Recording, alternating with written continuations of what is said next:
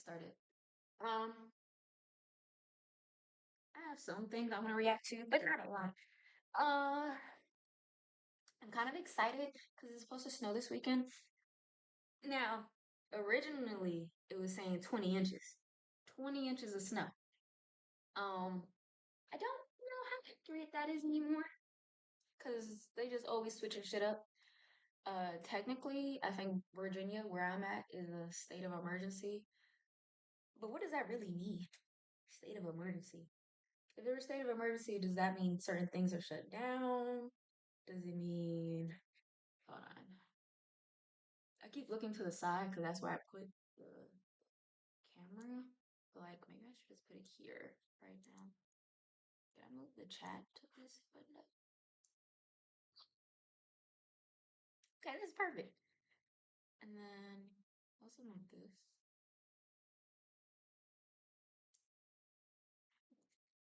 All right, we fixed it. Um, so proud of myself. You know, like I don't actually need to move these just yet. What was I saying? God damn. Um, oh, I remember. It's supposed to snow this weekend, 20 inches of snow. My friend sent me this video of these people making some ice cream in the snow, and I was like, you know what? That might be a good time. I don't know what you're trying to get on that. If I can get on TikTok, I can show y'all a video. But I also have a Ninja Creamy, so like, oh, it.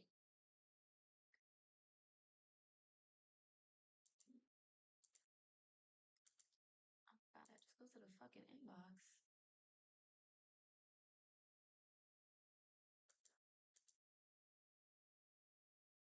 Hmm.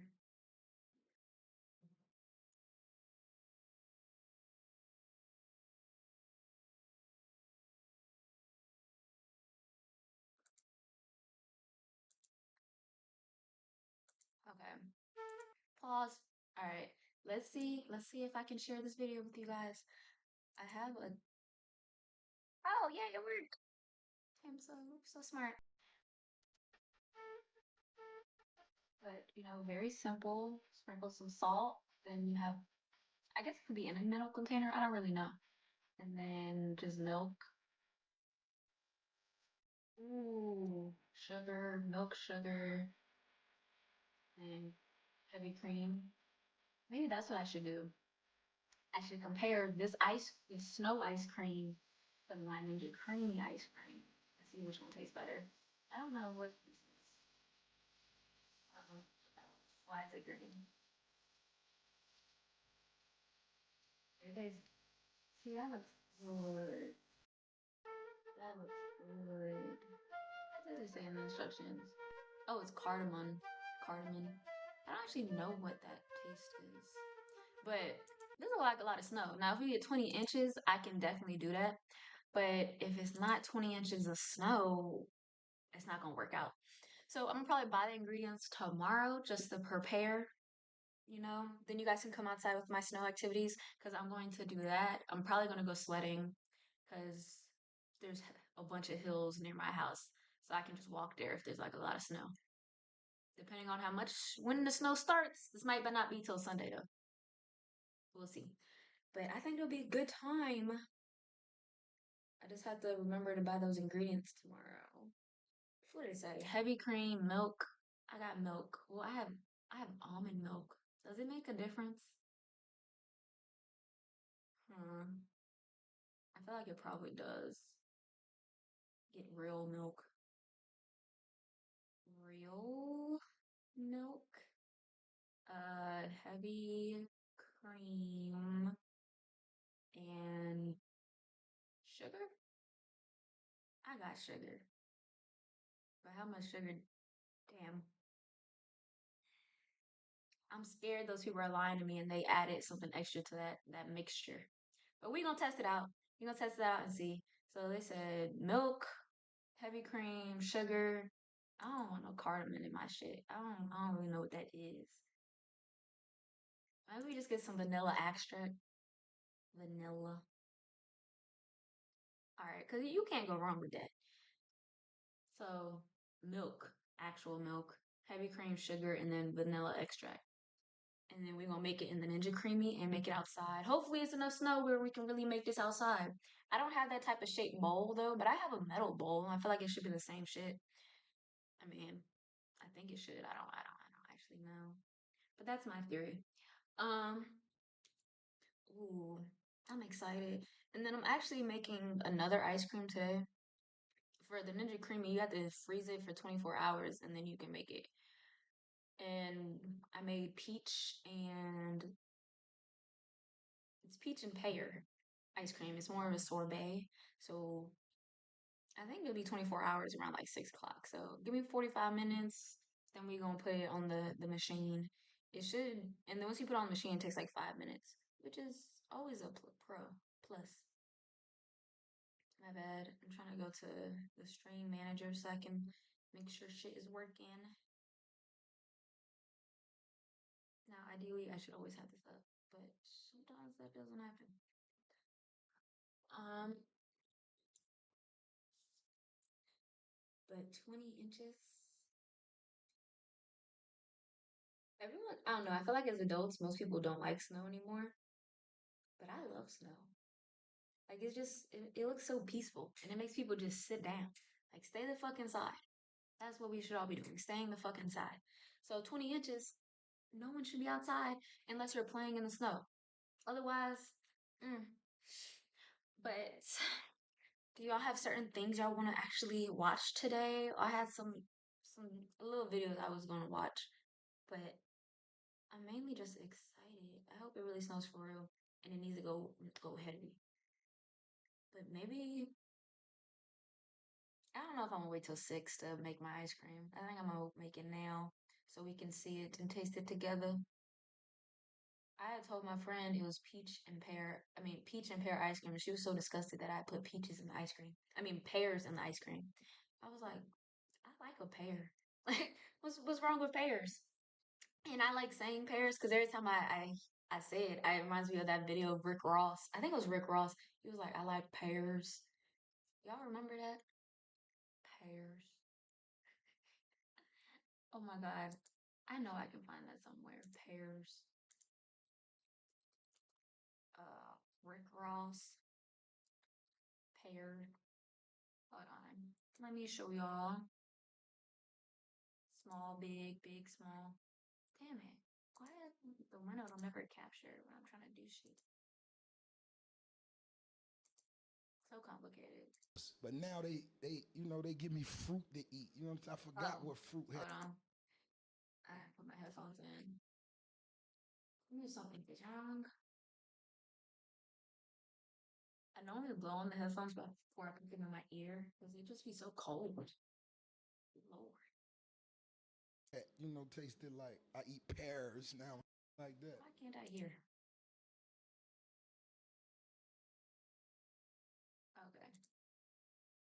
Pear. Yeah. But now they give me fruit to eat. You know what I'm saying? I forgot what fruit had, tasted like I eat pears now, like that. Pears. Shout out to all the pear eaters. Yeah. But now they Shout out to all the pears. That's the funniest shit ever. I feel like I be on like weird sides of the internet. Because sometimes I'll bring up certain topics to people and they're like, what? What are you talking about? I'm like, you know, seeing this? You know, you don't know? Um, I think I'm gonna make my ice cream. I'll be right back. Ugh, I'm gonna put it on the machine and then hopefully y'all don't hear it. It's actually very loud. Like, it kind of makes me nervous sometimes. Like, because the machine like vibrates a little bit when it's doing its thing. I'm hoping.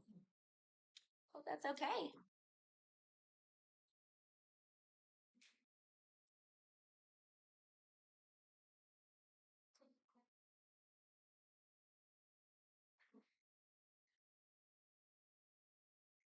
Okay. I would bring y'all with me, but I have not figured out how to switch from like my desktop to my phone like seamlessly. But this is how it looks before you do it. You know, honestly, it's probably gonna look like this from the outside to begin with, because I noticed like it like makes the ice cream in the center, and then it's like a thin little layer of ice on the outside. But this is what it looks like. This container is hard as fuck to open. Hold on. My muscles. And it's cold. You can't really touch it. My God. Okay. All right. See? It just looks like ice. Because that's basically what it is right now. Just ice. Now, 5 minutes, it will be ice cream.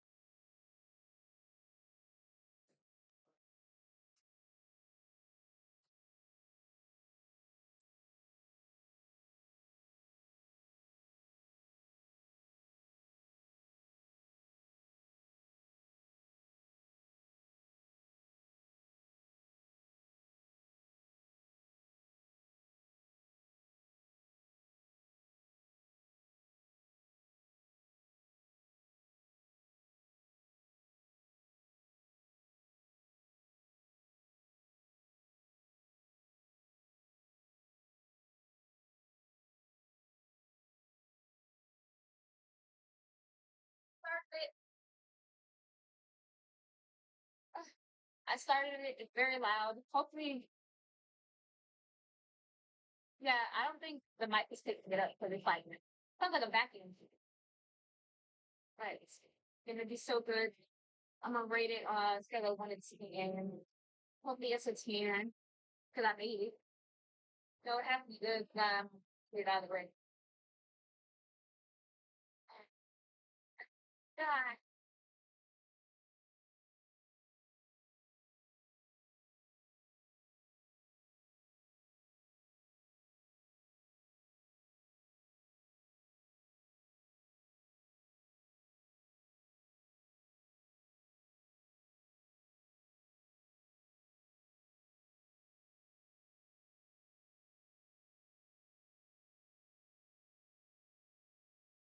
plan to go to Europe this year. I'm very excited about that. I've never been over there. Been out the country, but not in Europe. I think it'd be a good time. Very fun. That's gonna be part of my territory. This side doesn't hurt. This side, awesome. Actually, I don't know. I don't know what's the better side. I can't really. Well, I'm trying to talk, but like the noise behind me is distracting. So we might just have to wait out for 4 minutes. I can hear it, but I don't know.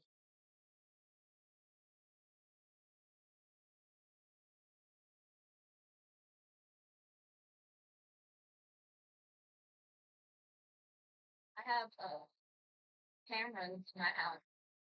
Sometimes uh like dust will activate the motion. So I use like motion detecting your dog room. My dogs are not here, so I'm like, what is the motion? But it's nothing. Nothing important. Uh, Within 4 minutes, longer than that to me. I think I'm gonna test it out. I'm gonna have a little timer next time I start it. See if it really up. Um,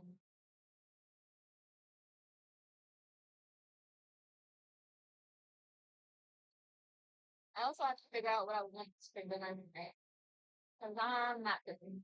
And I was gonna eat this the pizza I got, like the frozen pizza. Oh, it's almost done. Finally, the noise is getting lower. But I was gonna eat the frozen pizza I bought, but I was like, nah, that's just in case when the snow comes, I can't leave the house. Mm. If it's really 20 inches, that bitch gonna be out there for a while. A while. God, it's distracting me. Come on, ice cream.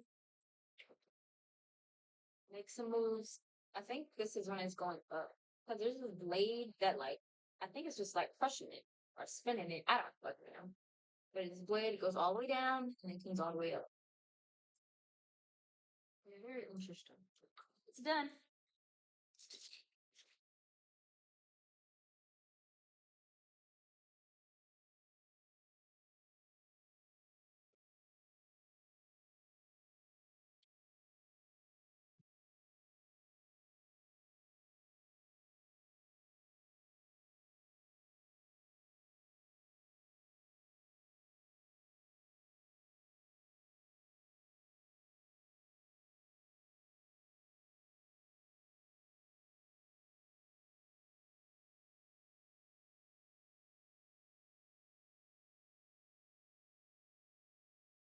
Yeah, this was the move.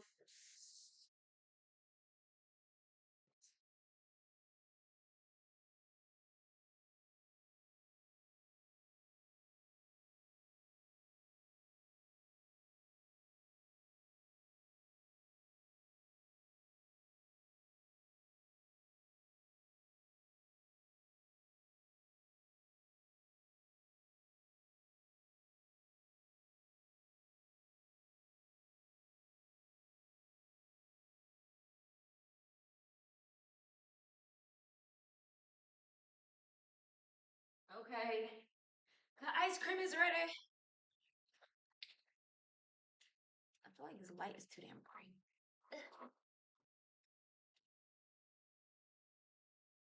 Mm.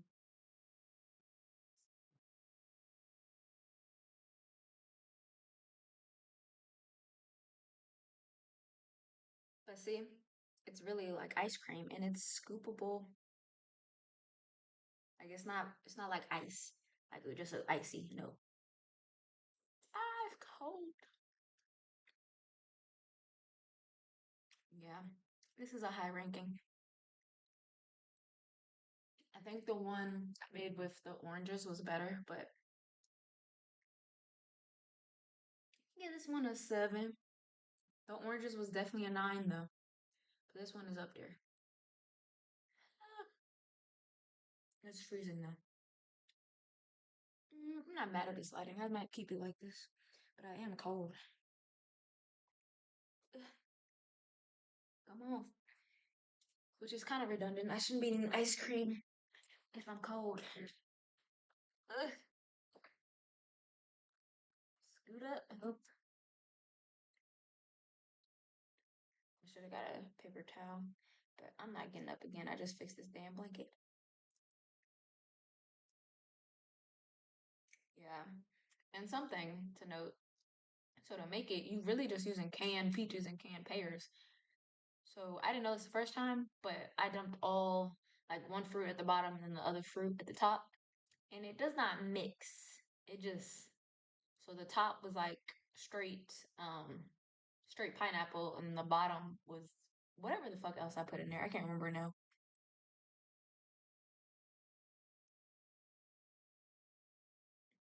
Ah, it's so cold. Okay, we can watch the actual videos now. Whew. I'm hoping I'll be able to pay attention. Why does it keep the screen keeps going black? So I'm scared it's not working, but I think it is. Okay. Eater, eater, eater. I need an eater.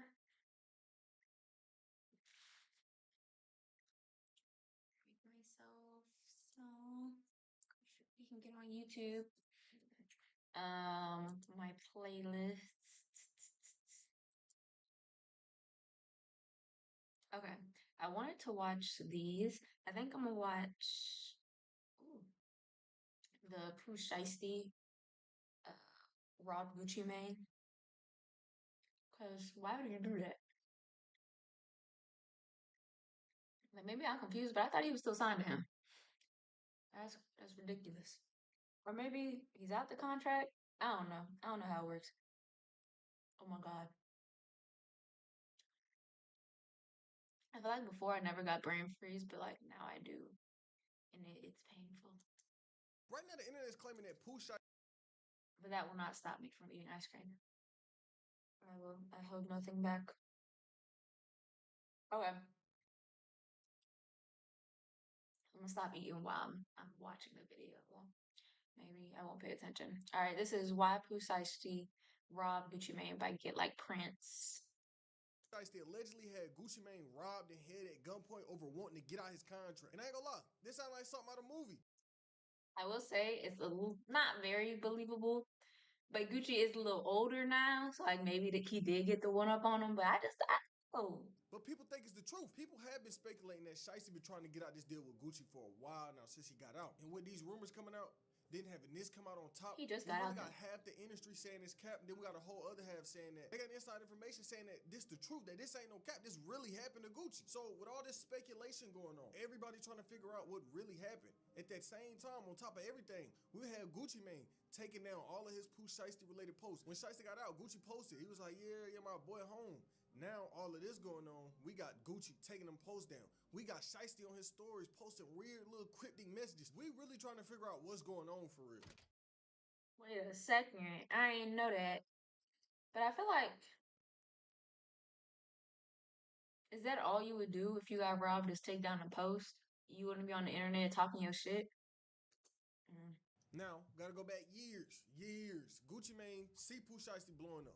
And he would take him under his wing. He seen Shiesty was hard. He was like, okay, the people love him. He fit into my label. It's like he the perfect fit right in the 1017. And so Shiesty hot, Gucci would sign him.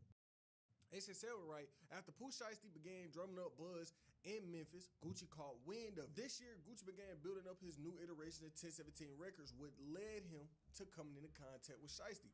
They exchanged info, Shiesty signed to Gucci. And when Shiesty was signed, it was quick. He was dropping good music back to back. He was on a crazy run. But with this run came problems. It wasn't all positive. So like I said, Shiesty blew up years ago. Y'all know that time period when everybody was loving Pooh Shiesty. You got in the car, you was gonna hear Shiesty. You got on TikTok, you was gonna hear Pooh Shiesty. You could not escape him for a long time because the music. This is facts, bro. I remember I went to Rolling Loud that year. So excited, because Pooh Shiesty was on the lineup. Then it was like 2 days before, it was like Pooh Shiesty got locked up, and I was like, he'll get out, he'll make bail before the show. Nope, that nigga been locked up ever since. And I was like, God damn. That was one of the reasons I went to Rolling Loud. But Gucci came out and like other people, but still. Music was good, it was different. People enjoyed it. Like with other artists we done seen, he was a little too deep in the streets. Yeah, he had this rap career in front of him, but he could not escape them street antics. He could not escape all the BS from his past. Because keep in mind, he rich now. He got an established rap career, yet he's still in them streets. And one of these situations where Shiesty was moving horrible will end up with him getting booked 5 years. And it wasn't like, oh, he moving a little sloppy. Pooh Shiesty was real life moving horrible. He robbing people on camera. He committed this crime that got him booked in broad daylight, on camera, in a bright green McLaren. A news article from that time would say, on the camera shows a McLaren sports car and a Mercedes-Benz Maybach and another Mercedes pulling into a parking lot at a condo located on the east side of Bay Harbor Drive. Man inside the vehicle eventually got out and met. But moments later, a man in a white shirt seen holding a pistol, and a man in a black shirt seen brandishing a longer firearm began firing. Both gunmen were seen retreating back to the Maybach, and seconds later, the Maybach and the McLaren sped away. One man is then seen hobbling back to the other Mercedes. Both injured victims ended up at the hospital with injuries. But prosecutors said Shiesty was the man in that McLaren. Damn, that bright green car. See, that's his problem. He must have thought he was still in like an Ultima or some shit. A bright green McLaren. People gonna recognize you. Even if they not recognize you from the shooting, they gonna be like, oh yeah, I seen that car at 5 o'clock. Because they're just like, oh, that's a cool ass car. In the middle of broad daylight. And this was all the way back in 2022. And as this case would develop, we would see Shiesty end up getting sentenced to 63 months behind bars. But nobody knew how his career would turn out because so many times we see how artists get locked up and they can never really recover. They can never really capitalize off of that. Bobby Shmurda, for example, that man got locked up. And just think about the excitement that was there for him. Think about the buildup that was there for Bobby Shmurda for all of these years. He behind bars.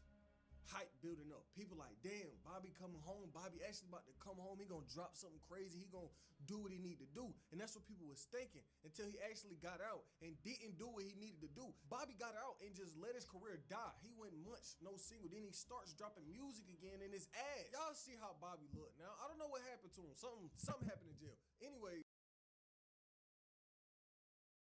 I don't think nothing happened in jail. I think Bobby Schmurder just happy, bro. Like all that man does is dance and smile. Hell, he not locked up no more. He just happy. If you don't gotta put out music, if he can afford to live his life without dropping shit, why do it? Just the nigga look happy. Like whenever I see him, he just cheesing. People was thinking this was gonna happen to Shiesty. People was thinking, is he gonna get out of prison and still have a career, or is everything about to die down? But finally, after years of sitting, Shiesty would get out, and he went on a run nobody expected, if we gonna be honest.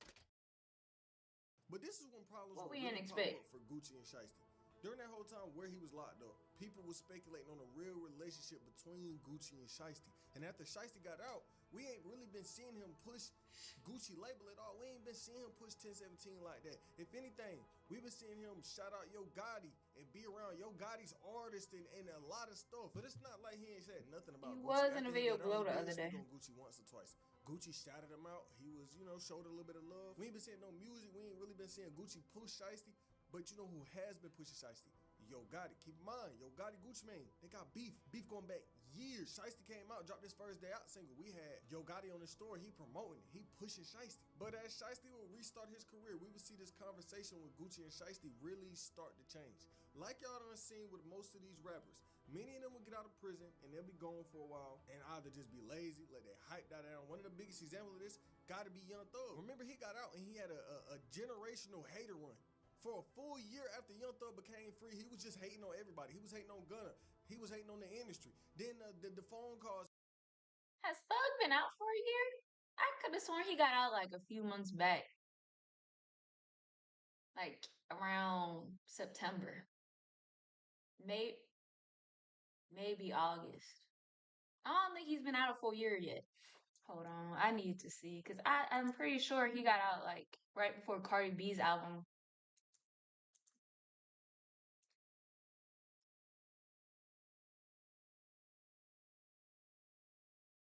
To get out of jail.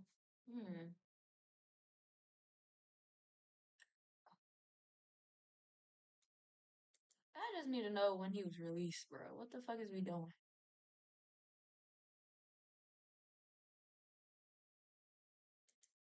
Oh shit, he was released in 2024? Just let me see the answer.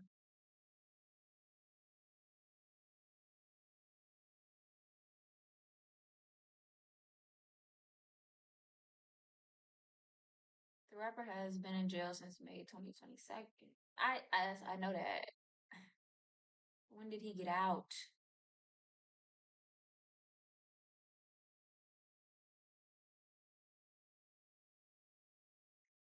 They don't never answer the questions that I want answered. No, CNN. I don't want to join your little thing. Oh, I typed it wrong. I said what? I meant when.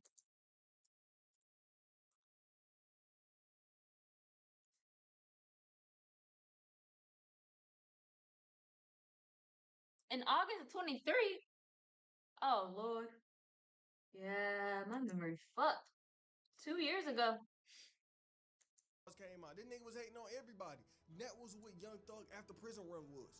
Hating. Then he finally comes out and drops this album. His first album after getting released. And people was like, you know what? We don't like this. Like Young Thug after prison run. I think he dropped his album last year. So that makes sense. Okay. I was wrong. It wasn't really about the music itself. It was about everything outside of the music. It was about antics. It was about drama. It was about clout chasing. Like, just think about that album as a whole. Remember, he comes out, he drops his album. The first song on this album is Ninja, a D1 attention move. That was a clip farm in the middle of the album. Not even the middle. That was a clip farm as the start of the album. Yeah, I didn't like this album cover. It was just him trolling, him trying to make a moment. So people was, like I said, expecting. His album cover is so weird because he was when people were like asking him why he was doing it, he was saying like, if you want to go big, you gotta go white. So essentially, he was saying you gotta be white to make it. And I'm like, why is that the narrative you're pushing? I Shiesty to kind of be on that type of timing. He come out, he not dropping no music for real. He on bullshit. That's what people was thinking. But Shiesty would get out and he would drop a song right away. And it wasn't like, oh, he dropped some mid. He dropped a chart topping song. If you go on Apple Music or Spotify right now, look at the rap charts. FDO is still up there, top 5, top 10. That song is getting streamed so crazy right now because people love it. People are really enjoying his first day out saying instead of wasting his first day out opportunity, he used it. He dropped. He took over the industry just like how he was before he got locked up. With FDO, Shiesty bags his first hip-hop song chart #1 and surpasses his previous career best at #6. His first which one? achieved with his first pair of entries. His own Back in Blood featuring Lil Durk peaked at the position in March 2021. And he would Back in Blood was a hit though. On Spot got him beatbox. And when he was asked about his song FDO, Shiesty would say this: I had to come with this particular song because it's like the message. It fit around the I'm back type of vibe. You gotta have a first day out. What do you mean? Thought process on that was really getting it together what you gotta have. My time, but I couldn't finish it because I'm getting new experiences and I'm going through things. So like I wrapped up first day in the studio with everything, the whole coming home experience, but I couldn't rap in the song how my welcome was when I came home. I did it, and when I came home and everything just hit me, it was perfect. It came out perfect. Shiesty gets out, he gets on this run, and he starts to, he a rapper. He get to being around these artists, and one of these artists he just so happened to be around was Glorilla. But remember who Glorilla is signed to? CMG, a record label Gucci done had. The snippet they dropped sounded like some heat. I'm not gonna hold you. Issues with. For context, 1017 is ran by Gucci. Yo Gotti run CMG. These two got beef. And after Shiesty would pop out with Glorilla, people really started speculating on if Shiesty was switching sides because they like, damn, you signed to Gucci, yet you with Yo Gotti. Hold on.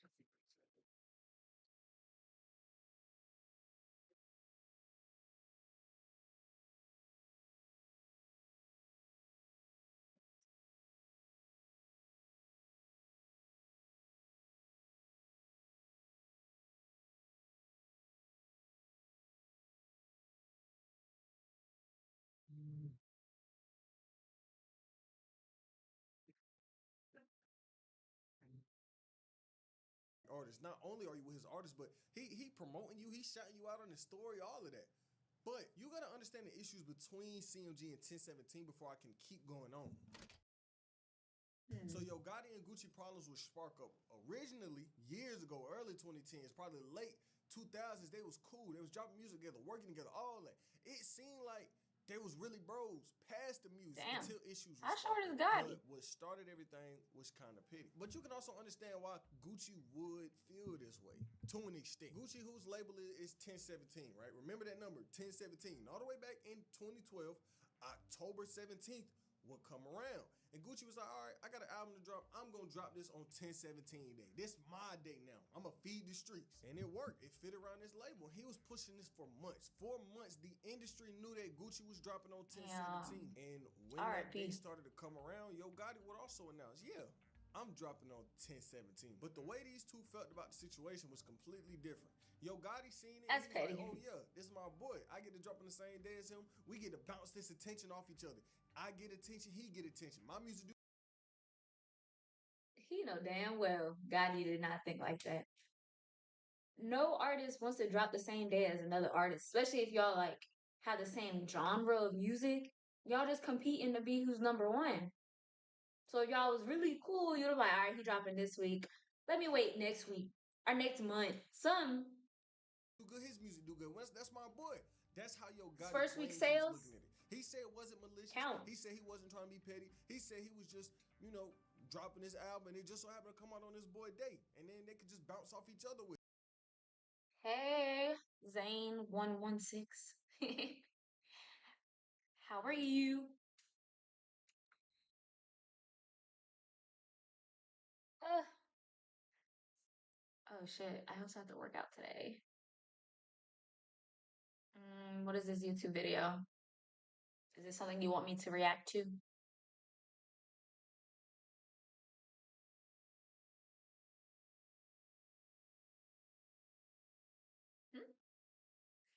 Sub for real, gang. What we talking about? Oh, is that your YouTube channel? You want me to sub to your YouTube?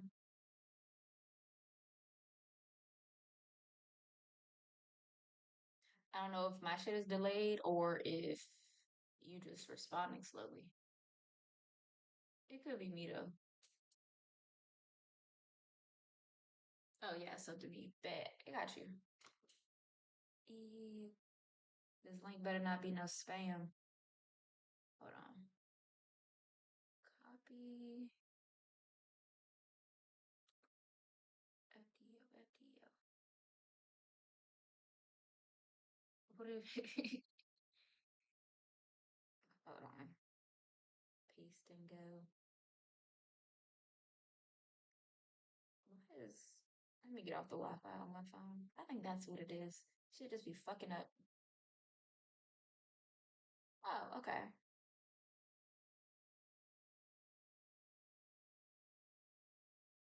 Sub for 10 sizzling sausages and a cookie.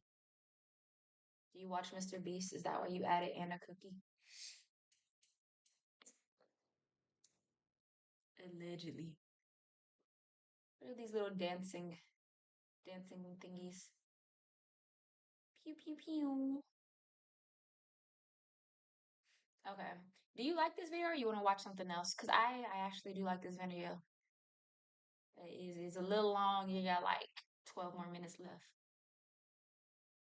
FDO, FDO. Mm.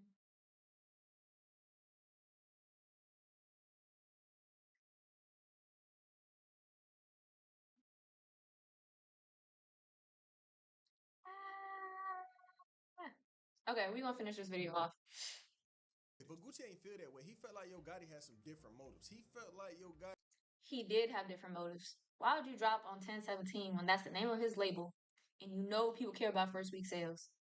He's a was trying liar. to be a threat. So Gotti started to hear that A Gucci liar. feeling. He like, all right, bro, that's my boy though. I don't want him thinking it's beef or it's drama because like we dropping on the same day. So he would get to reaching out to Gucci. He reaching out. He calling. Gucci ain't picking up. Gucci is ducking Yo Gotti for a minute. Gotti claims that he was really calling around his whole camp. He was calling everybody around Gucci so he could just talk to him, let him know it's not no beef. It's not nothing like that. And he was ignoring him until Gucci would get on Twitter and say this. Why would another artist put their mixtape out on 1017 if they ain't Brit Squad? You ain't me. Gucci supposedly dropped. Okay, now I will say I think sometimes like you like something's big to you, but it's not big to other people. So he was dropping, maybe he didn't realize like he knew the date was 10/17, but he didn't connect it to Gucci. He was just like, "Oh, October 17th. That works. Like we can do it that day." Not, "Oh, October 17th. That's 10/17. That's Gucci's label. I can't do it that day." Sometimes people just aren't in your mind. So that may have been what happened, but I don't know. It's a little suspicious. A new diss song, dissing you, but a little history before that, on the day his mixtape dropped, he said something to the fact that, well, I don't understand why other rappers dropping mixtapes the same day. Rocco dropped a mixtape that day. Wiz dropped a couple days before that. People drop mixtapes every day, man. What's the history of Every the day, situation? Because it's a funny situation because first of all, with like I do my music and I don't keep up with what other people doing. You get what I'm saying? When I'm in the That's a studio good and locked point. in the studio, like I ain't walking around no laptop. You know what I'm saying? right, no right. no iPads. I just got my phone, so I ain't checking. For one, I ain't checking to see when you drop. Like you don't mean nothing to me. Like all them people you just named drop. I didn't even know that Right. to today. And it came To down today. to me and homie were dropping on the same date. We didn't know. I didn't know in the beginning. I found out probably a day or so later. Right. You get what I'm saying? But once I found out, because he supposed to be my homeboy, you get what I'm saying? I hit his phone immediately. I'm thinking like, oh man, we're gonna shut it down. Yeah, shut the internet down. You get what I'm saying? Like right, me and home come out the same day, it's a wrap. So I hit him. You know what I mean? I hit him.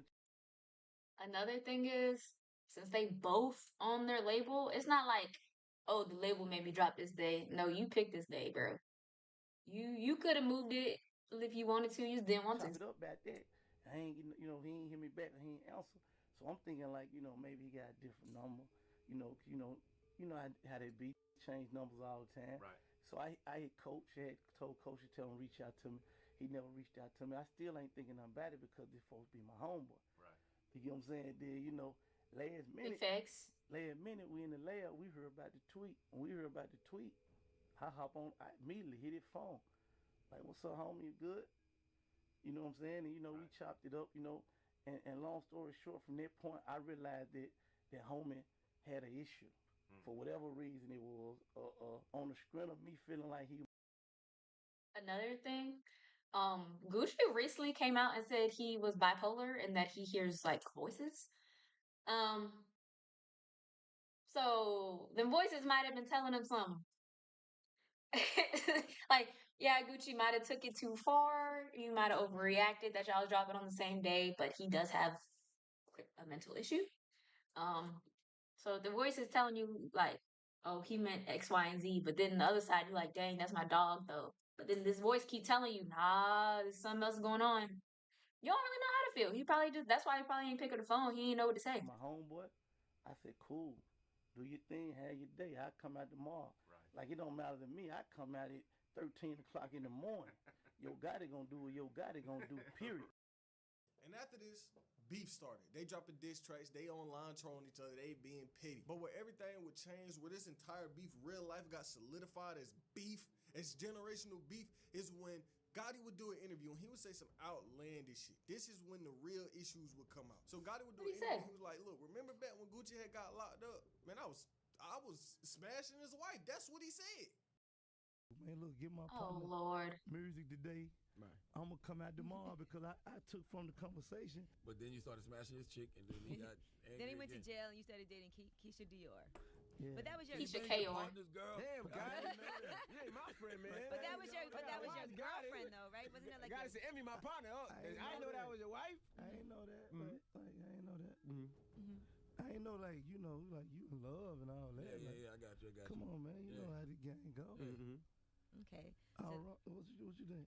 I think you was in the right. But shut up. Don't. Because, I mean, listen, the truth to the matter, I mean, I look at, Charlamagne Dirk Diggler, I though, so don't you know. gotta I watch look him. at the chick. She don't look like something you would wife up. So, I mean. Why not?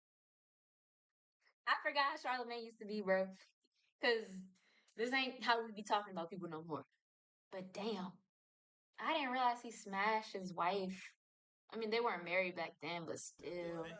But you didn't check. You could check with him though. Like, hey, I know you was messing with this chick. I didn't know that like that. I'm saying like on keeping it a G. Right. Shouted the one told. How did people find out? Did he spill the beans or did she? Or did they just like get picked? Like, was there a picture of them together? She used to mess with home. Mm-hmm. Like, I ain't know that. Oh, she told you, but it was too late. You was I already. ain't gonna say it was too late, but I mean, like, yeah, I guess it was too late. But she told me, she like, I just talked to sis. I was like, yeah, that's my partner. And so you gotta hear That's all my of this partner. to understand why Gucci ain't messing with Gotti. And this leads I wouldn't us mess with him either. back to Shiesty. Now, Shiesty and Gotti, they both from the same hometown. So it's probably some hometown bias there. But Shiesty signed with Gucci. So that whole connection was done for all throughout Shiesty's career. He can't reach out to Yo Gotti because he signed to Gucci. Gucci, his partner, that's his man. Gucci helped put him on, so it's like, oh, I can't even reach out to Gotti even if I want to.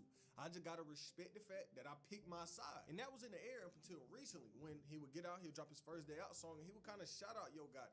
He would say, I ain't choose to rap, it chose me. My name held too much weight. The type of influence I got where I'm from got Yo Gotti toting the Drake. Now he is promoting dumb shit. But point is, he name dropping Gotti, and people questioned it, but it didn't turn into anything at first. Until recently, where some insane rumors would start to come out, and people thinking now that Shiesty is trying anything he can to get out his deal so he can go and sign with Gotti. 1017 Damn. Global, yeah. What he got going on? He might want to be with Gotti, but FDO dropped under 1017. All of this is going to 1017 in Atlanta. What the rapper's saying, what the contract say. This is why, never deal with a rapper without a contract. Because when he getting his feelings, he feel like he bigger than you. Like he feel like you want him. He feel like he could fuck your girl, whatever the case is. Bro, he start acting weird on you. Not saying that Shiesty's acting weird. I'm just saying, bro, you want to have these guys in contracts. Because you could be mad at me. You could drop songs dissing me, but they're going to drop under my label. So all the That is some real shit. Like, you could be talking shit, but you put the song out, but I'm still getting paid off the song, so you can say whatever you want. speculation going on, right? Then out of nowhere, a bomb would drop online. A bomb that's all alleged right now. It's not 100% solid proof. But right now, the streets is saying that Shiesty and Yo Gotti got Gucci Mane robbed out his wedding ring, his jewelry, and they forced him to sign a contract to get Shiesty out his deal while he was held at gunpoint. If they actually did that, that would not count as him signing the contract to get out the deal because you signed it under duress. So legally, you still on the fucking deal. He did not just sign that willingly. And I also just don't believe this. Story that's going around that everybody's scared to report on, and this is just. There's another story that said that Shiesty had got locked back up literally last week. Like they were saying he got locked back up. I don't know if they said what the reason was. I think it had something to do with like weapons or something. But then it turned out he was still out. He was still free. So I think there's just a bunch of rumors going around about him. Is that basically Pooh Shiesty and Choppa Gang ran down on Gucci Mane, relieved him of some of his possessions, and basically forced him to sign a contract releasing Pooh Shiesty from. Okay, well, here's the thing on that, right? That's what a lot of people are saying. I'm not saying it's true. If he got a release, then maybe there's some truth to it. Yeah. If he don't got a release, there's no truth to it. But I think it's bullshit because we haven't heard Gucci Mane mention any of this. And why would Pooh Shiesty's team put that out when this is identical to the same type of case, controlling case, he just did time in the feds on? And I agree. That sounds insane to get out of Great doing 4 years in point. the feds and then immediately do something that would basically get you right back in the feds. No, that's not insane. Because he's not on parole? Come on now. Insane is your team putting that out there in the streets. But nobody's putting it out there. This is just somebody had to put it out there. Listen, loose lips sink ships. I've just been hearing about it. I'm guessing that they're probably trying to not have it be out there because nobody wants to see Pooh go back to the feds. We haven't heard Gucci Mane say anything. Would you if you got shit beat out you and had all your shit took? That's my point. So that means it would have to come from the Pooh Shiesty side. He's still in the fucking halfway house. That is true. So, like, you get what I'm saying? Like, bro, it got to be some. And that's my thing too. Is unless he's that damn stupid. And White did have a good point. Because if Shiesty really robbed this man right after getting out of prison for robbing a man, that would sound so damn stupid. Shiesty is in a halfway house right now. He's not even 100% free. So, if he out here robbing people, don't that sound crazy as hell? Don't that just sound like he want to go back? That sound ridiculous. Didn't really come out of nowhere. Before the news broke, there was like build up to it. There was build up to this Gucci Mane and Pooh Shiesty and Yo Gotti underlying beef. Hernandez Govin, he would get on Instagram on what, the 15th or the 14th, and he would say something crazy to Gucci Mane. Gucci Mane, LaFleur, you went and signed 100 from Memphis, Tennessee. Try to antagonize Gotti all because he your wife. Then you dropped them little niggas and killed Pooh and not Gotti and took Pooh Shiesty from you. How I feel to have a Memphis man take your wife and your #1 artist. And you know we know about the other shit that just happened too. And we're going to run that later on though, Gucci. Real shiesty around here, I see. But Hernandez would come out saying this, and of course people was gonna question it. Some people felt like he was clout chasing. Some people, oh, this nigga just wants some attention. And so Trap Lord Ross would get on a video one day and he would call him. He had to ask him about what's going on. What is all of this about? Okay, my man Hernandez Govin is actually calling me right now live on the line, so I'm going to answer this. When this news His name is came Trap out, okay, I feel like people were saying this is cap, ain't no way, this is true. But then now everybody's going back and looking at that FDO song. They're saying, hang on a minute, why is Pooh Shiesty shouting out Yo Gotti on the First Day Out song, but he ain't shouting out his CEO, Gucci Mane? Like, what? People are thinking, okay, this making sense now. You know, Pooh ain't with Gucci Mane because of how he carried Big Scar when Big Scar, when Big Scar died. Instead of being focused on paying for the funeral, you asking for them cheap ass 1017 chains back. Saying, you supposed to be worth a few $100 million, you know what I'm saying? So you worried about some little change, you let that man family have them change, you know what I'm saying? Damn. He earned it. So, and Pooh, Pooh and there was Is that verified? Like, did he really do that, or is that just rumors going around? Little cousin, you know what I'm saying? So Pooh took that to heart, and so he ain't no way he was coming home. Pooh wasn't finna go against his family for Gucci, you know what I'm saying? So that's how everything played out. Damn, man. Yeah, no, I was a huge fan of Big Scar's music, but I didn't know that things went left behind the scenes. There's been people saying over the years that, like, Gucci Mane's 1017 label is cursed because it's just like every artist that signs to it, damn near, they pass away, their career goes. Okay, I will say, I mean, that does happen quite often, but Gucci signs people that are really from the streets. So if you're not getting out the streets gonna take you. They either gonna lock you up like they did Pooh Shiesty, or you gonna end up gone. And that's happened to a couple artists. But it's because he's getting people that are really in the streets. These aren't just people in the suburbs. Nah, they out here. Left, they fall out with Gucci. Like, is this another one of those? I ain't gonna say it's a curse, man. I just think, it just come from him. You know what I'm saying? Just the type of person he is. Then in the middle of all of this, in the middle of this whole war zone that's going on within hip hop right now, everybody trying to be a damn detective, trying to figure out what really happened. Did Gucci get robbed? Is they lying? Tasha K, which I don't know if she truly reliable or not, but she would come out claiming that she real life got inside info on what really went down with these people. And she would get online and basically She's not describe reliable. this movie scene I was talking about at the start. Tasha K would tweet this. Yes, allegedly, Gucci Mane was kidnapped by Pooh Shiesty and held at gunpoint until he signed a contract releasing it from his Death Row Records 2.0 situation. A very strong source connected to the situation called and filled me in. There's no confirmed robbery, just an alleged contract release so Pooh Shiesty could freely sign to Yo Gotti. On Monday, I'll drop the rest of these details. This is allegedly the real reason Pooh Shiesty was arrested, and they trying to cover it up if what I'm being told is true. Keep in mind, everything is alleged. Even my name is alleged. See y'all on Monday. Now, Monday is here. I'm looking at her Twitter, and it ain't shit on there. She ain't. And she said the real reason Pooh Shiesty was arrested. The man was not actually arrested. It was a rumor going around that he got arrested again, but it wasn't true. Said nothing. And Tasha K is really a gossip page. Like, that's her whole thing. So it could just be a lie. That's why I'm saying this shit is alleged. Take what she's saying with a grain of salt. Don't take it as fact. But what a lot of people are saying is this don't even sound like a situation that Gucci would let himself get into, because Gucci Mane not no regular nigga. Y'all know his history. Y'all know his ties with the streets. Y'all don't know what he done been through and what he done did to people. So people is like, does this even sound like a situation Gucci would allow himself to be? But at this same time, even though we not hearing nothing confirmed by Shiesty or Gucci Mane taking down these Shiesty posts and kind of separating himself from Pooh Shiesty is looking real interesting. People is really questioning it, because why else would you be doing this? If there was no bad blood between y'all two, what other reason would you have to be moving like this? To be separating yourself from Shiesty? So what's really going on? If it was no problems, I think one of them would have cleared it up by now, because it's just, I think so too. It's just building up. And y'all know how these fan theories get. A lot of times, this fan beef and this fan created narratives, they will turn into real beef with time. But if Pooh Shiesty drop another song and he ain't no longer signed at the 1017, what they saying right now could hold weight. But how do y'all feel? Are y'all split down the middle? Do you really think this happened? Or do you think this is just something that was made up? I think the situation dumb as hell. Pooh Shiesty shouldn't even be surrounded by none of this controversy, especially with him being fresh out. He fresh out after being in there for years. He just now being able to get his career back. He putting his life back together. He don't need to be in no situation, no beef, no drama with nobody. Overly, he stay free. He stay locked in. On their knees. Yeah, I don't know. I think he probably really is. He really probably got some issues with Gucci, but I don't think he robbed that man. That just don't sound right.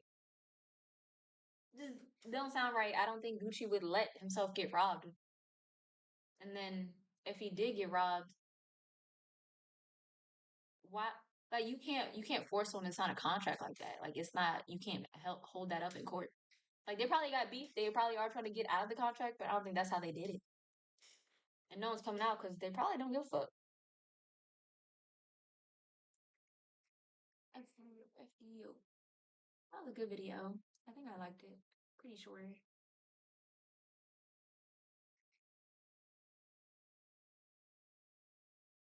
Oh my god. Oh, okay. And the music is Stop. Okay. This one, yeah. I do like reading comments. Someone's $4 bought 38 variants of some mid. Scamming your hardcore supporters seems diabolical. Never forget when Trent, I don't know who that is. Never understand modern rap shows paying good money to see someone sing along to a backing track and have the audience do the majority of the vocals. That is a good point. However, when you really at a concert and everyone's singing along, that shit feels so good. Like, the energy is just there. But this is The Art of Finessing Your Fans by Maddie Balls. In the music industry, there are a lot of different ways that musicians finesse their fans. Sometimes it isn't a big deal. They might just finesse a couple of extra streams from you or make you pay a little extra money for some merch. But sometimes they're straight up wasting both your money and your time. And rarely, they will just straight up scam you. There's levels to finessing your fans. Fire Festival. You can get away with it and keep a good reputation, or you can ruin your reputation for a few extra bucks. So today, we're going to look into the art of finessing your fans. Real quick, just so you guys know, I'm defining finesse as to skillfully manipulate, trick, or obtain something from someone or a situation with subtle, clever, or artful maneuvering. I think Pretty it's simple, funny he so with defined that it. being understood, let's continue. Concerts are a great opportunity for artists to finesse their fans. The most common way is when artists are just late to concerts. A lot of the time it's technical difficulties, an opener set goes too long or something like that. Sometimes there's travel complications, the artist gets sick, etc. You know who's known for doing that? Wait, I don't want to say the person's name wrong, but she's a Grammy Award winner. First female rapper to have a Grammy for Best Album of the Year.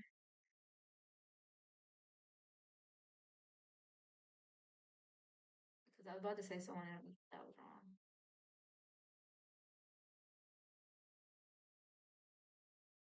Lauryn Hill. Lauryn Hill is notoriously either like late, like super, super late, or she just doesn't show up. And I'm surprised she hasn't gotten sued yet because the amount of times I've heard like she just doesn't show up to the concert or she's 3-4 hours late to the concert, they should be suing her. Not really a big deal. But on occasion, there are artists that straight up seem to have a lack of respect for their fans.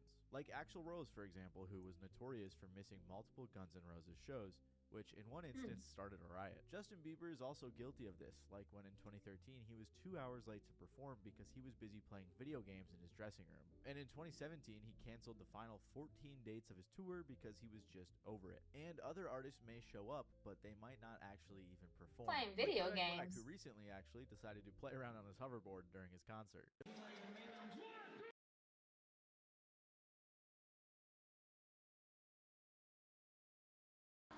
Don't get me wrong, I love Kodak, but I probably would not spend my money to go see him live. I feel like some artists seem to lack the understanding that fans are paying money, sometimes good money, expecting in return a somewhat decent performance at a certain time. But I think the GOAT of finessing fans in concert has to be MF Doom, who infamously sent body doubles to perform for him. See, Doom always wore a mask, so it wasn't too hard to send out a guy with a somewhat similar build to lip sync his tracks. He even said in a song, he plots shows like robberies, in and out, 1, 2, 3, no bodies, please.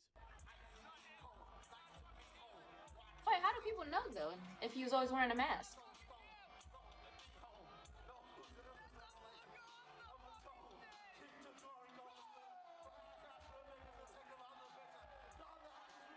Eventually, though, after getting caught a few times, I think he retired his villainous ways, and the real Doom actually did come out that time. Regardless, though, none of these are the end of the world, and it doesn't happen often enough to I also hate when they have like club appearances and you be in the club at what 12 o'clock. They don't come till 3 o'clock when the club is closing. Why are we here? Why did you even show up? be a huge problem. And the club be charging extra prices that year. Now trust me, I know and have covered it before. The two main people you can blame these days for expensive tickets is Spotify and Live Nation, and I guess record labels too. Very rarely is it actually the artist's fault, but sometimes it could be. According to Snowstorm in 2023, the average ticket price of the top 100 music tours before resale was around $122. In 2018, the average was closer to $85. And if we take things way further back to 2000, it was just about $40, which makes this clip of Kurt Cobain pretty wild to look at. The question is, what do you think of artists who do charge anywhere between $50 to $75 for tickets? There are people who charges that much money. Who does that? Madonna. How much do we charge a ticket, John? Yeah, but that's like a burlesque show. That's a big production. 27? 12? You can speak. Is that 12 or 21? 17 to 18 bucks a ticket? That's what I need. $50? Apparently. Yeah, We were talking about, boy, we should charge $25 and really milk it. Yeah, really take them for all they got. There's obviously a lot of factors at play here, but this significant increase in ticket prices outpaces inflation by a lot. It also outpaces. Honestly, that's with everything. Fucking food prices, cars, it's all outpacing inflation. But people are just saying it's inflation. Or housing, rent apartments. Bro, honestly, I'm gonna drop this conversation because I could go on and on about it, but it's pissing me off. I get a good paying job and then I can't afford shit because the prices are too damn expensive and it don't make sense. You're not even paying for like quality. You just paying for regular shit. The increase in movie tickets and other live events. So unless you're going to like an underground concert, if you want to see a big artist live, it's going to cost you, and it definitely won't be cheap. Oftentimes, a significant chunk of tickets are held back for pre-sale to VIP guests, music industry managers and agents, corporate sponsors, the media, and more. In 2018, a government accountability office reported that between 10 to 30% of tickets for big concerts were sold through pre-sales rather than general sales. And for major artists at huge venues, that number can rise as high as 65%. For example, at one Taylor Swift show, just 1,591 tickets were on sale to the public for a venue that could hold 13,330 people. Obviously, musicians don't have full control over this, but I did think it was a pretty interesting stat to note. Even though the ticket companies have a significant portion of sway in these decisions, the artists themselves arguably have the largest share, especially the bigger they are, because as a big artist, you do have a good amount of leverage. And I say arguably because, trust me, it's been argued. Like a lot. Many fans tend to argue a lot that the artist has no choice and the blame should be placed solely on ticket companies, labels, Spotify, or everyone is to blame. However, even some big names on the artist side have exposed that this isn't always the case. The Cure's frontman Robert Smith said, "It was easy to set ticket prices, but you need to be pig-headed. We didn't allow dynamic pricing because it's a scam that would disappear if every artist said, 'I don't want that.' But most artists hide behind management. 'Oh, we didn't know,' they say. They all know. If they say they do not, they're either fucking stupid or lying. It's just driven by greed. So even if it's easier said than done, which I totally agree with, by the way, the fact that people on the artist side do say this sometimes is saying something. At one point, Pearl Jam even tried to fight back over 20 years ago when they boycotted Ticketmaster, which even then owned around 90%. That's what we all need to do. Boycott Ticketmaster. Because first you have to pay for the ticket, then you got all the extra ass fees. When you can only buy the ticket online, they're like convenience fee. Convenient for who? For me or for you? Like you don't have an actual brick and mortar building. This is the only option. Of venues across the nation. And while Pearl Jam had hoped that other big bands would team up with them, no one did. So as a result, a pretty tough precedent was set. In 2009, Eddie Vedder said there were other people who had opportunities to join in.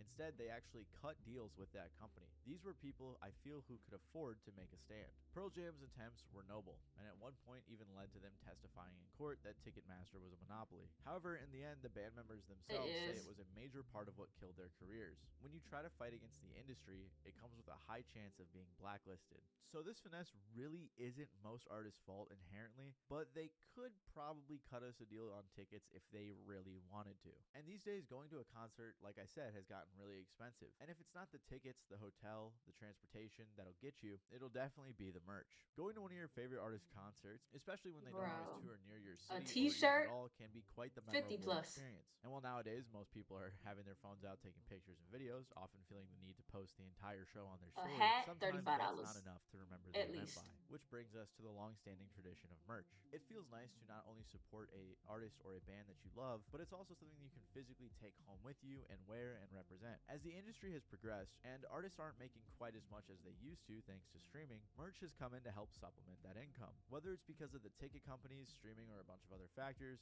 merch is important. It's grown to become an even bigger source of revenue for touring bands. They selling stickers for $10. Did y'all see that? Used to be cheap t-shirts you could pick up at a stand outside the show has progressed, and artists aren't making quite as much as they used to thanks to streaming. Merch has come in to help stickers for $10. Whether it's because of the ticket companies, streaming, or a bunch of other factors, merch is important. A sticker pack. Oh, and the digital album. But you could just stream the album. I guess you want to support, you want to support.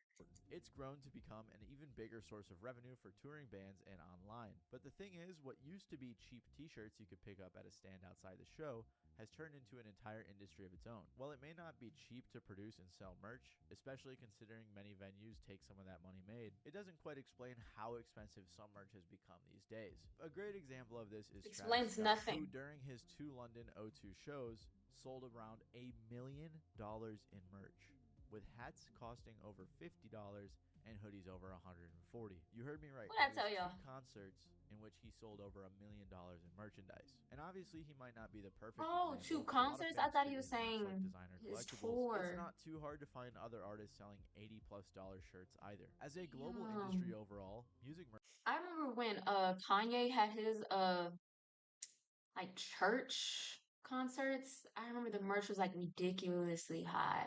Like something crazy. Dang. Let's see. Why is this set to Bing? Ooh, no, this set to Yahoo. This don't make no fucking sense.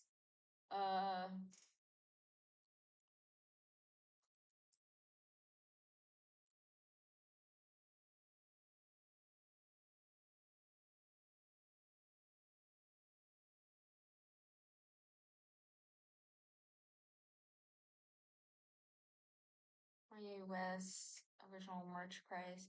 Prices behind. Does it say it on this? I hope so. I hate it when stuff just extra information. Allow, I guess. Okay, yeah. For socks as high as $225. Baby, what is we doing? Hold on. Can y'all see this? I have to click on it. Okay. A shirt, $145. Okay, $65 for a long sleeve shirt isn't that bad. I will say. But socks, $225. Oh no. Dang, it don't show everything. But I remember everyone was like, what? But people was buying it, so shit. merchandise alone has grown to a $3.5 billion industry. And that was back in 2018, so imagine how big it's gotten now. It's been pointed out by heads of major Trillion. merch companies that unless you're one of the few mainstream pop artists, many in the music game make way more money off their merch than their music. And if it's not the artist merch kind of becoming a designer brand itself, oftentimes artists or bands will collaborate with actually established fashion brands or accessible outlets as well, like that Nirvana shirt sold at Target, which probably hit hard for some of you. But it's just one specific example, as big stores across the Boycotting country sell Target. merch It's featuring not tons good of either. different artists. And another problem that has come up lately is merch isn't just expensive, but it can also be very lazy. One person on Reddit said, "The worst part is how many artists completely phone in their merch designs," with someone responding saying, "Hi Lord, I'm not paying $30 plus shipping for a shirt that just says melodrama in the front and nothing else." So whether you want to call it extreme At fandom least or have your capitalism picture at on its that finest, bitch. lots Damn. of money does go into merchandise, which has only gotten more and more expensive as time has gone on. Even if the prices start to outprice the majority of fans, it doesn't necessarily matter, especially when applying the 80-20 rule, which suggests that the 20% of an artist's most loyal fans will generate 80% of the revenue, which kind of means they can price it however they want, knowing that their super fans will buy anything. According to a study by Betway, if you want to keep up with BTS and all of their merch, it'll cost you nearly $6,500. And there are very similar numbers for other big artists. Throughout this whole section, I've talked mostly about clothes, but there are other merchandise products that artists put out that sort of finesse you as well. A good example of this is Kanye's stem player, which in retrospect, even What many is that? buyers themselves have called a scam, mainly because the portable music player slash mixing board a was speaker? $200, and it was the only way you could listen to Kanye's album Donda 2. Now you guys know how big of an artist Kanye is and how coveted his music is, so if the only way to listen to that album is on a 200 player device, a lot of people are going to buy it. And most of these people aren't producers or DJs or engineers or whatever, so they have no need for this device, except for to listen to the album. Well, the stem player was sort of neat. A writer for Slate summed it up well, saying, "The worst thing I can say about the stem player is pretty much everything else I have to say about it." They continue saying, both practically and What is it? conceptually, the stem player is like a parody of what's hailed as smart in the visionary disruptor circles that West admires. Once you get past the novelty of being able to remix your favorite music, you arrive at the bigger question: Why would you want to? Especially when you can get it cracked off for free and do most of this yourself. And then you get into just the plain ridiculous merch, like Kiss's $4,700 casket or Frank Ocean's $1,000 cock ring. If you buy that, that's on you. But at the end of the day, overpriced tickets and Even selling overpriced cock rings? merchandise is not the end of the That's world. creative, because honestly. you can opt to just not buy any of them. However, there are also some very sneaky ways in which artists will release their music that low-key tricks or coerces the fans into paying extra money for it or giving them extra streams. Deluxe albums are a great way artists have been doing this. The deluxe album concept is pretty much a direct Having multiple evolution of covers the for the A-side and album. B-side format that records used to have. And you might be thinking, what's the problem here? Well, what used to be a gift to fans has now turned into another marketing scam. On a Reddit post, a user pointed out how deluxe albums can be used to game the charts. Artists will use deluxe albums to toss up a couple throwaway tracks months after the original album's release. This way, it can keep the album up on the charts as excited fans rush to hear the new songs, extending an album's shelf life as well as its profitability, at the expense of fans hoping for new or separate projects. Noah Sipe, a writer from the Register, wrote an article about this and said, "Artists are getting so used to deluxe albums just being another way to boost sales. They release them days or even the same day as the original album." Ed Sheeran. This is facts. I am a huge Cardi fan, but she had like 3 or 4 different versions of "Am I the Drama?" And she would only change a few things. She would just like there was a version for the remix with what is it? The Snowman. What the fuck is it? What is his real name? Oh, Young Jeezy. She had a version with him. Then she had a version with Lotto. Both 2 different albums, but they just changed the song. Just one song on there. I'm like, how's this allowed? Like, I'm still listen to it because I fuck with Cardi and I fuck with both versions of that song. But I was just like, why she do this? And then I accidentally save it twice because I didn't save the song from this album. It was confusing. Released both Play and Play Extended Mhm. Edition on the exact same day, September 12th, which drives his fans to listen to the album, then jump ship to the extended version at once. This adds no specialized feeling to the songs on the extended version, considering they'd get the same feeling if it was just on the original album. Honestly, I think it's kind of like they start withholding some of the better songs until they hit a successful moment. That way they can ride the wave of success all the way to the bank. Because once they know that they have a hit album, they can drop great tracks onto the deluxe version and know that they can immediately sell these albums all over again and continue their charts because the fans are incentivized to go buy another version of the album that they already own to get those new tracks. Okay, as I'm editing, I remembered this. A perfect example is when Yeet dropped 2093. A day after the release of the original, he put out Part 2, which was a deluxe with a few extra songs. Then a few days after he put out Part 2, he put out Part 3. But Part 3 wasn't even on streaming services. You had to pay for that. So it just seemed like a shady way of getting fans to get you more streams and pay extra money to listen to your album. And as a big fan of his, it was kind of annoying that I had to jump through a bunch of hoops just to listen to all that music. But deluxe albums are hardly where the problem ends. In fact, they're where it just begins. Because most of these finesses so far are manageable. They're not career ending, they're not that shady. But what we're about to get into is where things kind This of is a little start to annoying. get shameless. Alternative album versions also tend to run rampant in the industry. You might be wondering, what do I mean by this?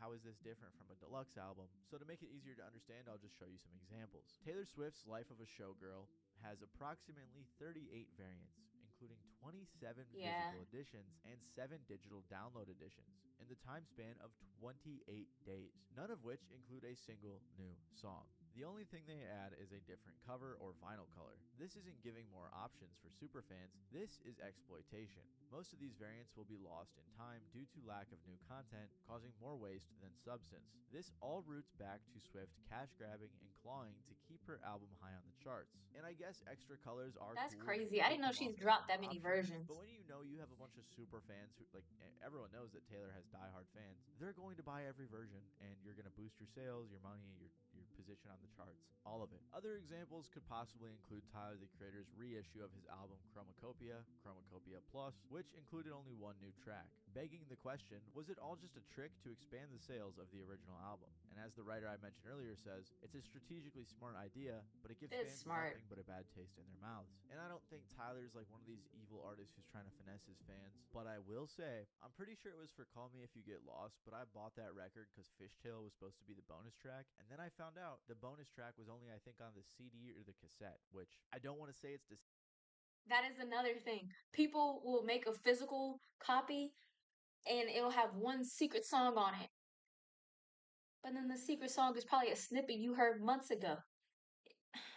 It's all irritating. Marketing. Maybe I'm just stupid, but it did kind of feel like deceptive marketing. But worst of all is one that I've covered multiple times, and that is French Montana's Mac and Cheese 5. On top of the original version of his album, he released multiple other versions, including a sped up, a slowed down, probably a chopped and screwed, an instrumental, and an acapella. He also dropped every single song from every single version as a single. This way, every single song and every single version of that song would show up on every featured artist's Spotify in a very spammy way. So I'm sure you can see the problem here. And so did fans, as one person said, damn, this looks like a cry for help. But while we're on the topic of different album formats and French Montana, we can't forget vinyls. Vinyl used to be a fun collector's item with bonus loot and bonus tracks. However, in the big 2026, artists have really been using records to finesse fans, to the point where honestly I wouldn't even call it a finesse, I would just say it's a straight up scam. In addition to all the greasy stuff French did with Mac and Cheese 5 to boost his streams, he also involved it with a vinyl scam as well. Basically, he released records for pre-order which were only $5 and then just shipped them out to random addresses. The reason he did this was similar to the rest of his other marketing tricks, and that was to boost his sales. According to Billboard, for the sales to count, the records would have to be shipped by the album's release date. And since this was the case, many fans theorized it was all just to boost the stats. But wait. I was confused. I thought he was saying French bought the album himself and then was shipping it to random fans.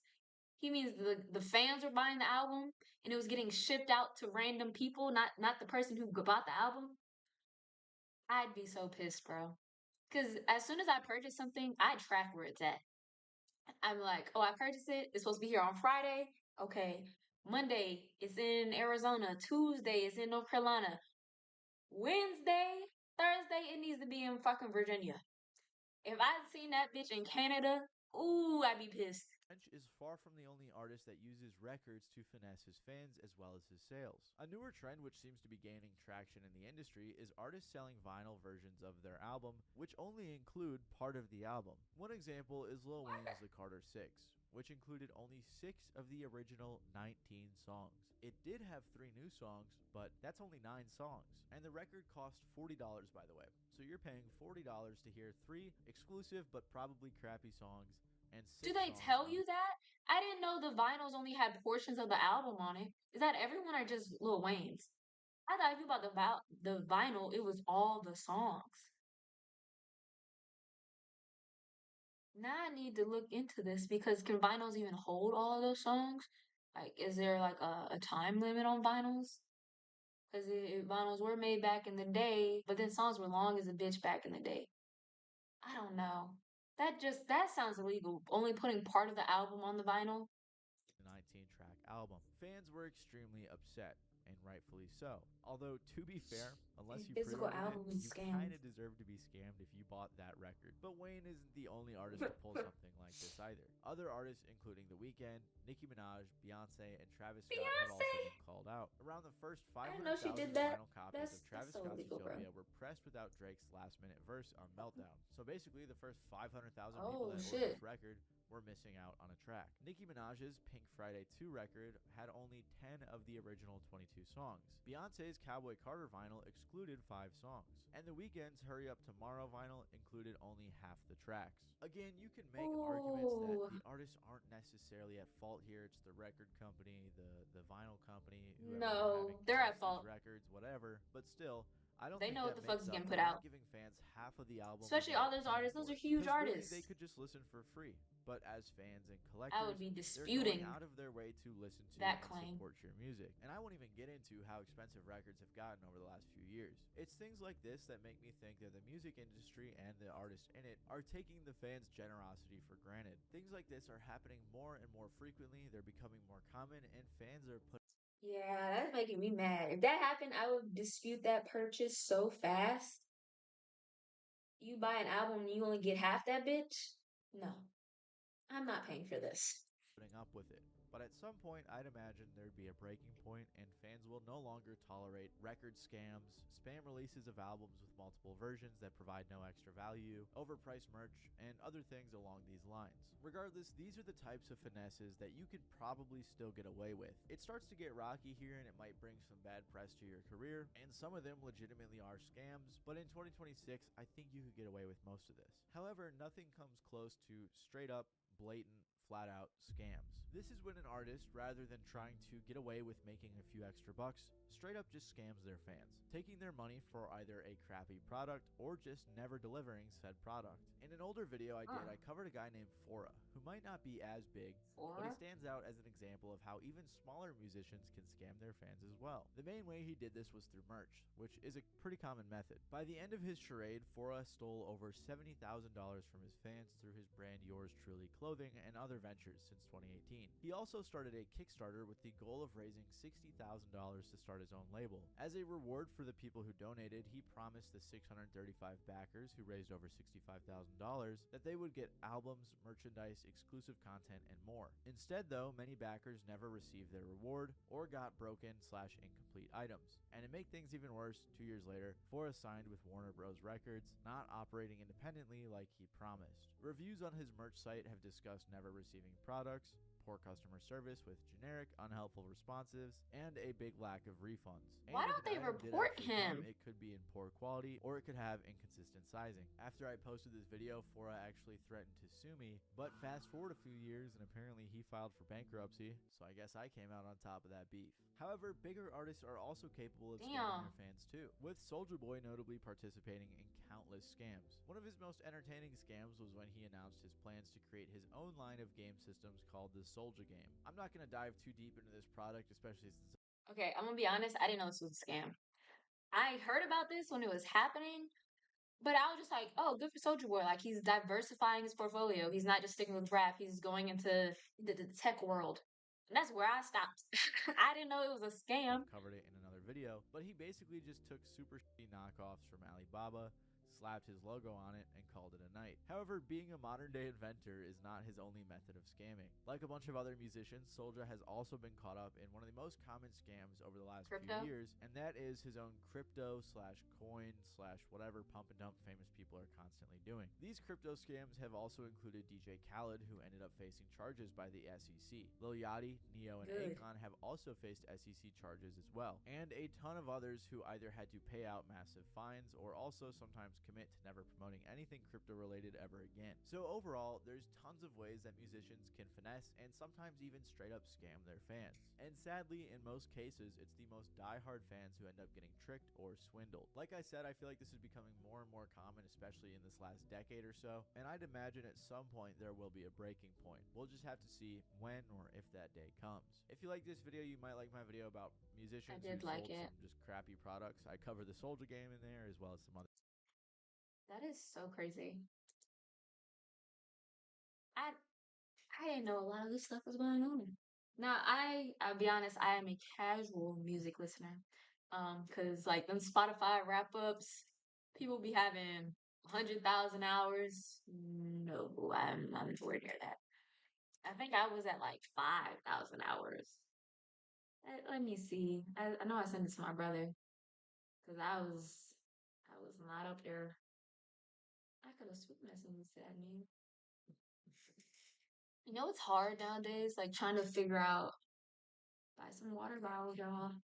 Um, trying to figure out like where you send messages, cause like there's messages on Instagram, there's messages on. Uh, oh, okay. Where does it say it? Damn. Okay, I was at 4.6 thousand hours. Yeah. So sad.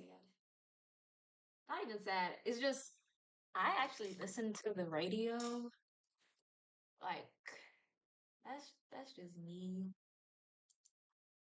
When I'm in the car, I turn on the radio. The only time I don't turn on the actual radio is if I'm like driving somewhere new and I know I need to turn on my directions. So then I'm like, okay, let me find a song to. But besides that, if I know I'm driving, we listening to the first thing that's on the radio. In the morning when I go to work, Steve Harvey Morning Show. In the evening when I leave work, D.L. Hughley. And then on random days, we just listen to whatever the fuck is playing in the car. I have like 4 stations saved. And we just switch through them until we find a song. When I get in my car, I need to go.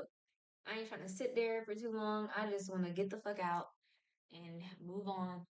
I got places to be. So no, we is not waiting in the car.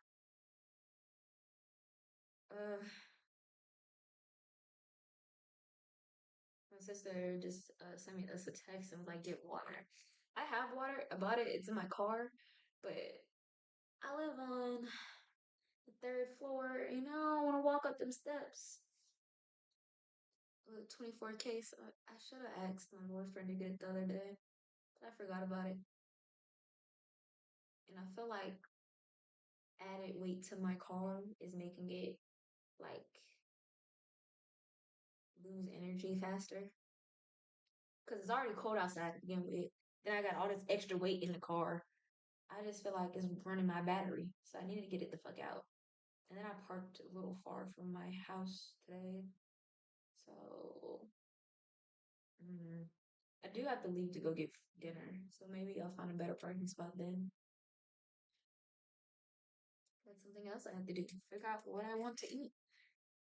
I don't have a set thing.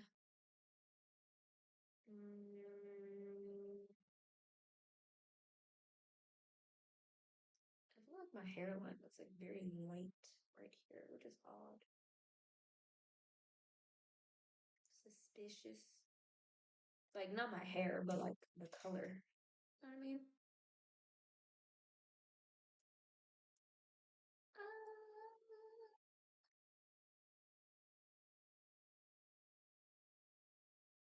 Oh, DoorDash. I told myself I wasn't gonna use DoorDash, like unless it was like to order the food and go pick it up though. So that's the only option. That was part of my January. Whoa, the goal was January, but like let's see how long it can last. If it can last till February, March, April, it's gonna save you money because I spent a lot of money on DoorDash. I'm like, if you want takeout, at least go pick it up. Hey, just stop being lazy. So that's the things I'm doing. And then that, what else that was like in my day-to-day life? Oh, showering in silence. Cause I don't know. I feel like I'm consuming too much content. So I was like, I need to have a dedicated time of when I should just be alone with my thoughts. And I think the shower is the best place. Cause I used to have such great ideas in the shower. Like, I don't know why, but then that's when like it's like, oh, I should do this later. Oh, I should do this. That don't happen if you just consuming just a bunch of material. Um, and then yoga 5 times a week. No, 4 times a week. So I started to do yoga today because I didn't do it yesterday. And my breaks are normally Friday, but I was busy yesterday. So my break was yesterday. At least like working out such content. And then if it really snows, going up and down them goddamn hills for my sledding adventure will be my workout. Because I can't go to the gym and go up them hills. I'm hoping it snows like for real on Sunday. If it snows on Sunday, is it gonna stop on Sunday? Like, will I not be able to play in the snow until Monday? I've always been told like you're not supposed to go out there until the snow stops. But like, does that actually matter? Or is that just something my parents told me? I think they were concerned about you getting sick, like playing in. I feel like it's like the same concept of like going outside when it's like raining. Like you just the snow's falling on you, so you're getting like wet. I'm probably gonna get colder faster. I don't know. I don't know if that really makes sense. I think I might test it out. I gotta make sure I charge my phone because last time my phone died like midstream when I was outside in the snow. I was like, dang, dang.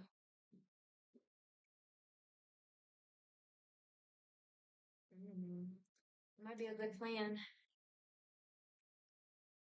However, I still might have to work on Monday, like from home, which will be sad.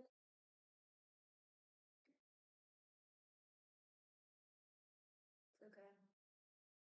We're gonna make the best of it.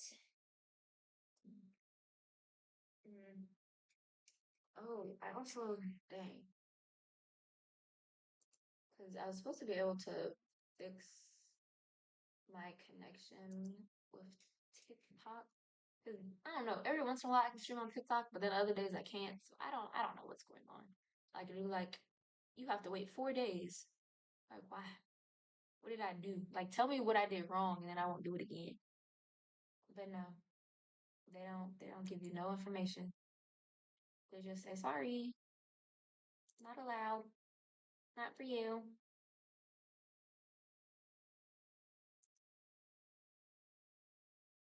Last week, I had this table. It was a party of 6. Do y'all want to stroll TikTok with me?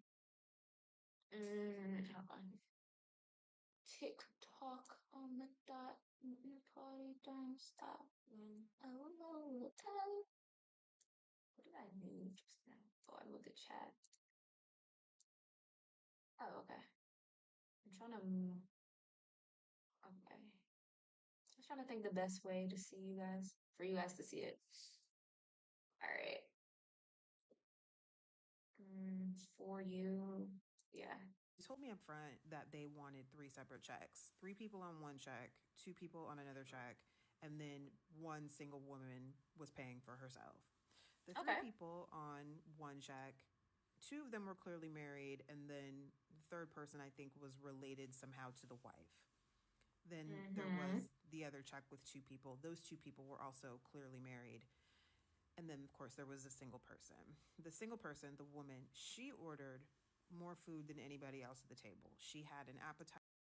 Okay, unrelated, but I was at Popeyes one time, and I always order my food online, then go and pick it up.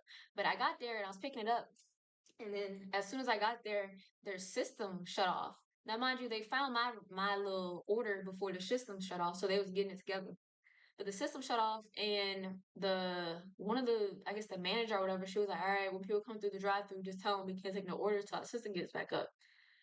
And one of the people was like, "No, just tell them we can do Cash App or Venmo."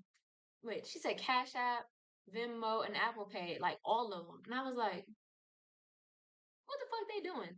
She was like, "I've done this before. Like it's okay. Like just tell them." Like and she wrote down her information. Was like trying to get them to hand it out to the people that was in line. I was like, "How are you going to do that?" Like, let's say your plan was to put all the money back, like in the register, like just to swipe your card at the end. What if you took like $5,000 worth of orders that night?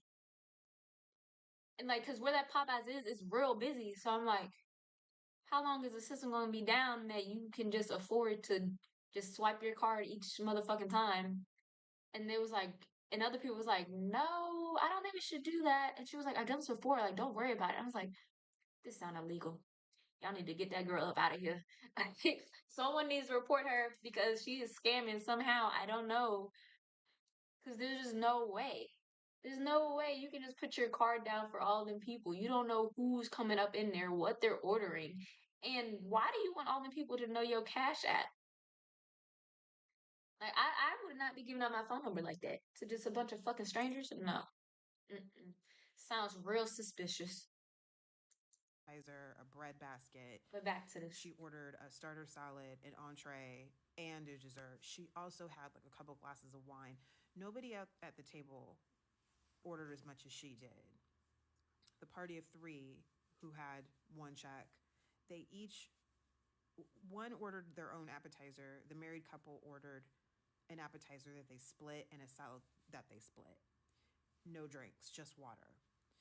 the other married couple that was on one check, they split a salad and they split an entree and they split a dessert and one glass of wine, right?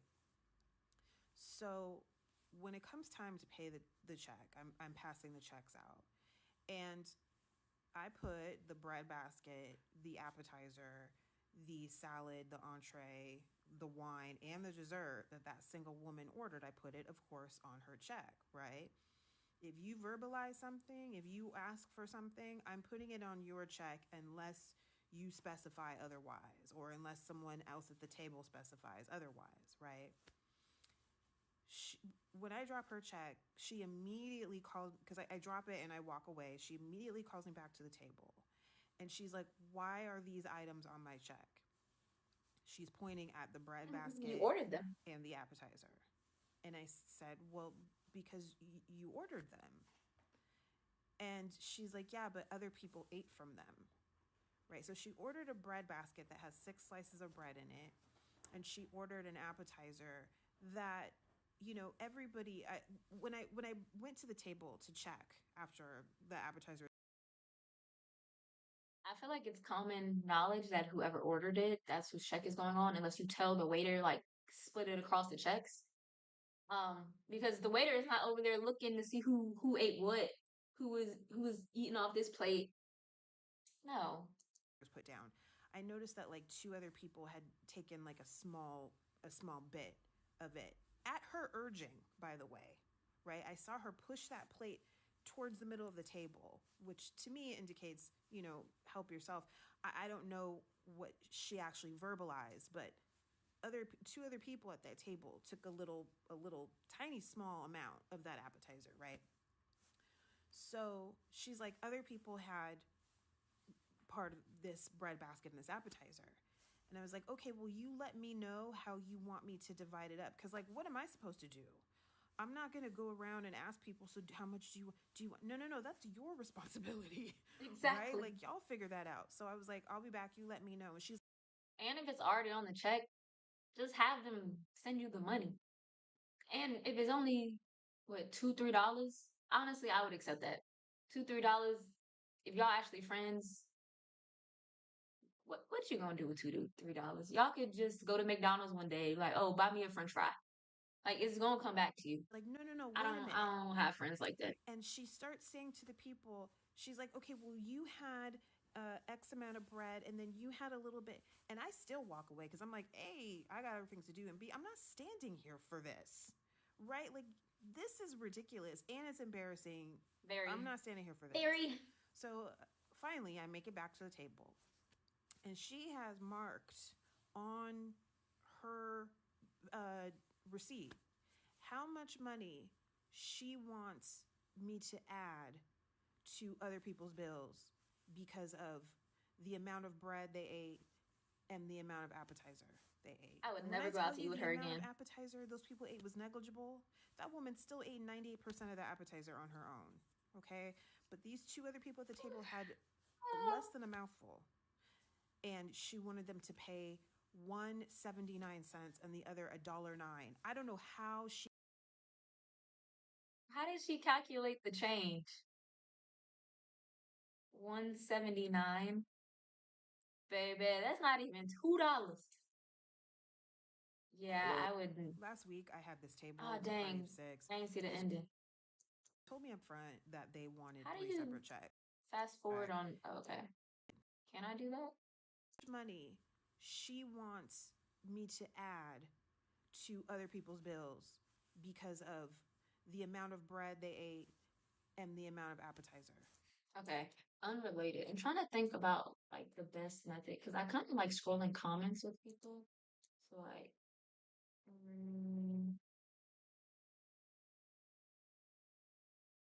maybe for this, the chat should be over here. Of me. Nah.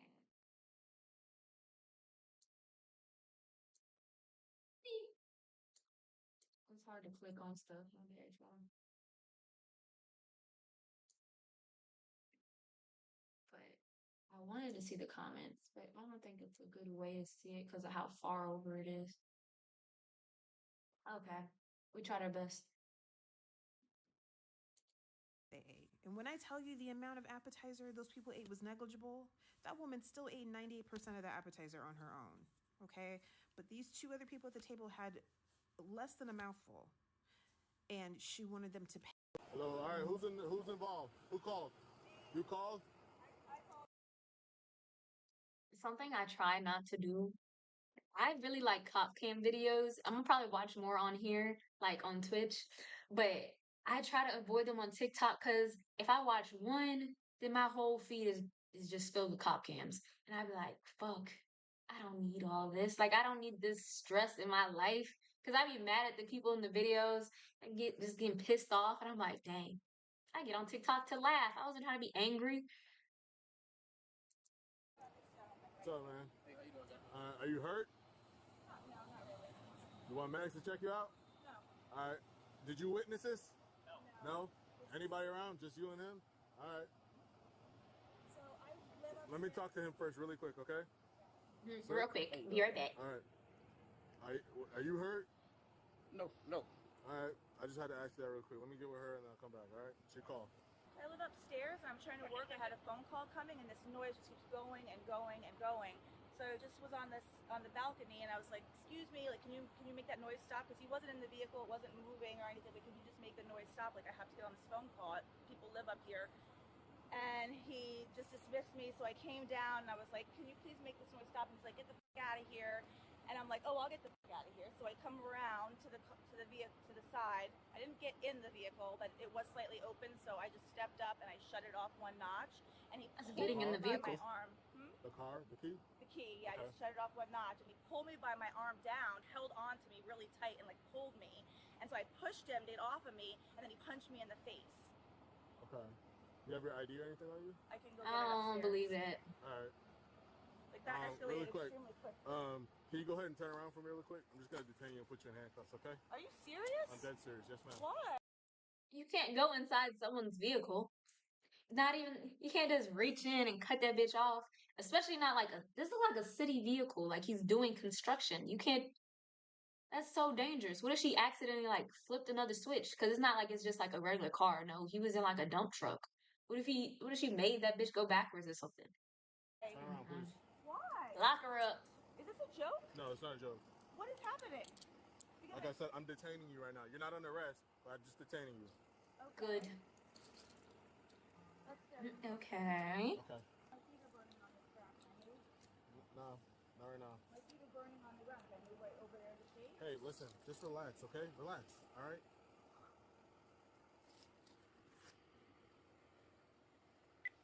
Starting round 3, 1 female detained. God. One female detained. I get punched in the face and I'm being detained. All right. You have the right to remain silent, not answer any questions. Any statement you make must be freely and voluntarily given. You have the right to the present representation of a lawyer of your choice before you make any statement and during any questioning. If you cannot afford a lawyer, you're entitled to the present representation of a court-appointed lawyer before you make any statement and during any questioning. If at any time during the interview you wish not to answer any questions, you're privileged to remain silent. It's a promise to induce you to make a statement. This must be of your own free will. Any statement can be and will be used against you in court of law. Do you understand your rights, ma'am? Yes. Okay. So What I don't understand is why I'm in handcuffs right now. because you're detained, I'm by myself. Why are you came from crying? your house down here because of a noise from the garbage truck, and you pushed this gentleman. Okay, hold on. That's what you just told me. So I'm by myself. Hold on. So I'm detaining you. She just fucked up. She was about to say he pulled me out of his vehicle. You can't get pulled out if you're not inside. Because I'm by myself. Okay, we gotta cause a. Detained. He's the one who punched me in the face. This doesn't make any sense. All right. I asked you if you were hurt and did you need medics. I don't see any injuries on you, but from what you just told me, okay, you went and entered his car, his work vehicle. I just you shut turned the it thing off. Okay, can you shut the car off from the outside, ma'am? I was standing on the thing and I pulled. Now I can't do anything, but I just shut it off. I didn't get in the vehicle. I just stepped on the thing and he grabbed me and pulled me down. Okay, and I'll so be right I pushed back. him Okay, off of me. I'll be right back. Hello. Hey, how you doing? How you doing? What's your name, sir? I'm Fernando. Fernando, nice to meet you. I'm Officer McCray. I'm gonna read you your rights, okay? You're not under arrest. I'm just gonna read this to you because I gotta talk to you, okay? You're right. I'm talking to my supervisor now. No problem. You have the right to remain silent, not answer any questions. Any statement you make must be freely and voluntarily given. You have the right to the present representation of a lawyer of your choice. Before you make any statement and during any question, If you cannot afford a lawyer, the representation of a court-appointed lawyer before you make any statement and during any questioning. If at any time during the interview you wish not to answer any questions, your privilege to remain silent. I can make no threats or promises to induce you to make a statement. This must be of your own free will. Any statement can be and will be used against you in the court of law. Do you understand your rights, Fernando? Mm-hmm. All right. With these rights in mind, do you want to give me a quick rundown of what happened? You still here? Yeah, I'm here. Okay. So you saying you're under arrest? No, he's not under arrest. I have to ask him what happened. So I don't know what happened, but I just have to ask him what happened. I have to read that. I read that to her and asked her, so now I'm reading to him and asking him. Okay. I'll pull him out the dump now. Poor Fernando. Getting harassed, just doing his job. I understand that. But it runs. How you doing? How you doing? So it's very annoying. So she goes in the truck and shut it off while I'm trying to load this truck up. Okay. So I grabbed her, put her down, and she hit herself in the mouth. So I punched her in the mouth. Out of the truck when she was in the truck. She went in the truck. Yes. Okay. All right. Do you have your license on you by chance? Yeah. She also could have been a thief. Who knows? He has all his personal belongings in there, and she is going inside. I'm about to get there. Right? So Fernando, after you pulled her out of the car because she was inside the vehicle, she hit herself. Do you know with what hand or anything like, or how she hit herself? I grabbed about arm and pulled her from the ground. You were standing on the ground. Oh, you stood up there too. No, she was in the truck. On what side? Did she go on the passenger side or the driver's side? So she opened the door. Was it open or closed? Okay. Okay. Okay. Okay. And she hit her stuff in the mouth, and so you just punched me. Okay. Really, lady? At any point did you hit her? Okay. So let me ask you this: did she put any hands on you, or did she touch you at all? She pushed me. She pushed you. How did she push you? In the chest? Yeah. Okay. Are you hurt at all? No. Okay. Do you want to press charges on her? I can. Yeah. Press charges. It's battery. Correct. So it's up to you. Hello. All right. Who's involved? Who called? Press charges. Single lady. Hello. Okay. I kind of like these videos, but they be long as hell. So if y'all want to watch the full videos, let me know, because I'll do it. I'll do it for y'all. Because every once in a while, I'll be like really funny clips, like the one she puts on here. But a lot of it is like, ooh. Welcome in. What's your name? My name is Eccledria. Why you pop up? She's Eccledria, how old pretty. are you? I am 28. Where are you from? I'm from North Carolina. Okay. And what do you do? I am a What the fuck is wrong with North Carolina? Why would y'all pop for high that? school educator, and I am currently a doctoral student. I graduate this summer. I'm also studying cloud congrats. infrastructure, and I have my own tutoring business. Oh, all right. You got a lot going on. Yes. And what are some things you like to do for fun? I look for a man who is disciplined, a man What who are they is popping goal-driven, for?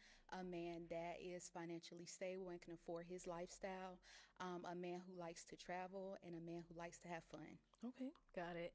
And what are some of your deal breakers? Some of my deal breakers are a man who is not disciplined, who is lustful, a man who is financially irresponsible, a man that does not like to travel and does not like to have fun.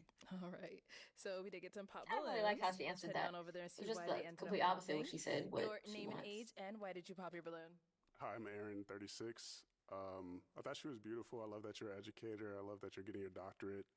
Shout out to Black Excellence. I just feel like the initial attraction wasn't there, and also age. She's like a little bit younger, Okay. or than me. Yeah.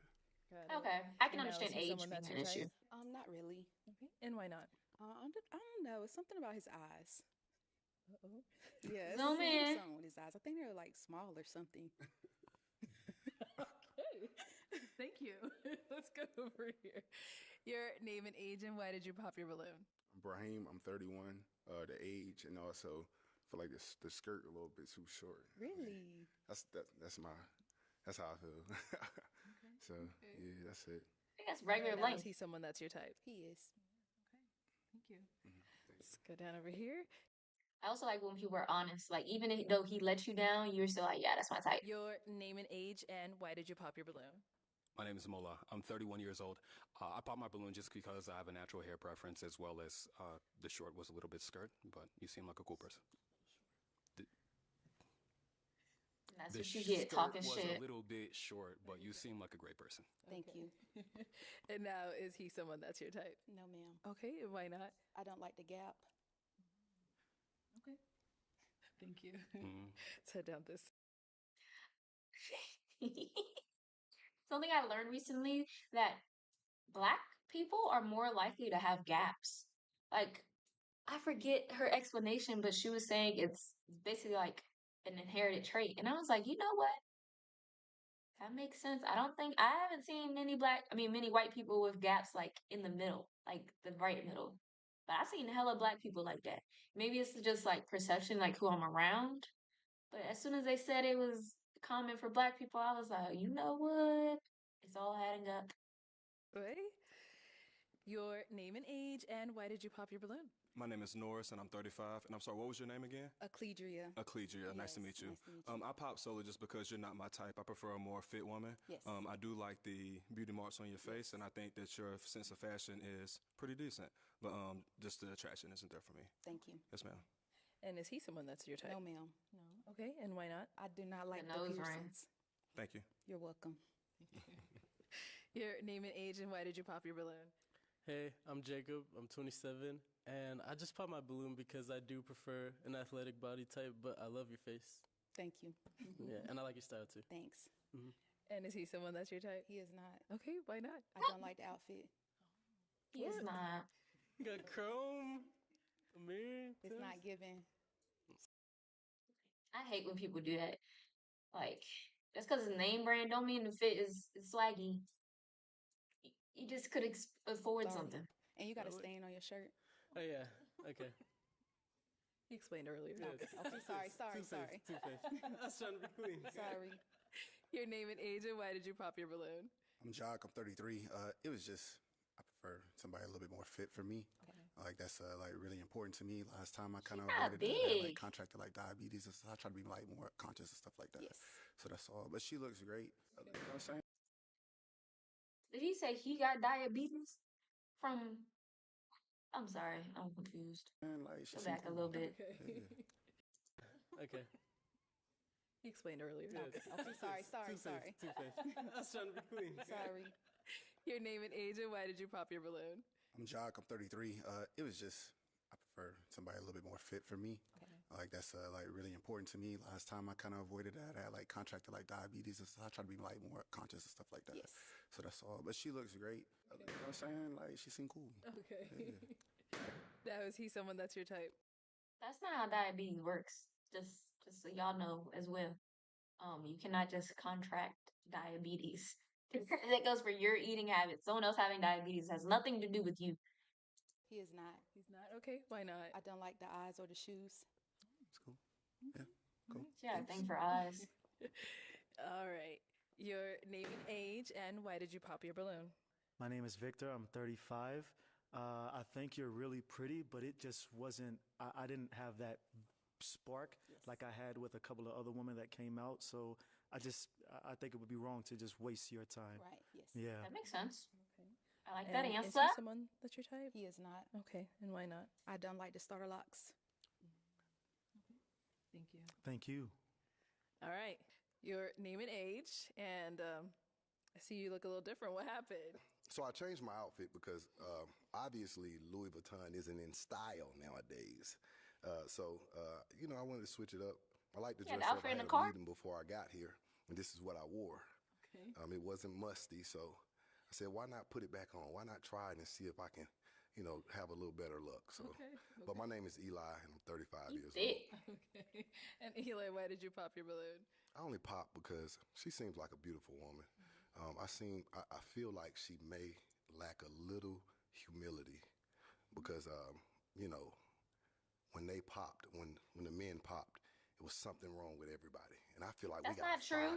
a fire lineup, That is not true. She was honest. The second man, she said, yeah, that's my type. He just ain't want her. Sometimes, I got popped on and I didn't insult anybody. I think we need to do that more in our culture. Bow out gracefully. Okay. You got to know when to hold them, know when to fold them, Know when to walk away. You know when to run. You never count your money. All right, but that's it. You just have to sing sometimes. That would scare me. When to hold them and when to fold them. That's all. You have to know when to shut the fuck up too. More in our culture, if someone isn't attracted, it's not always something wrong with them. That's all. But she's a beautiful woman. Got it. And now, is he someone that's your type? He is not. Okay, and why not? I did enjoy your singing. I think you are dressed nice. I like the earring, but you just look a little bit older. Yeah. But other than that, I think you are a nice looking man. I like it. Did you like how I bowed out gracefully? I love it. I love it.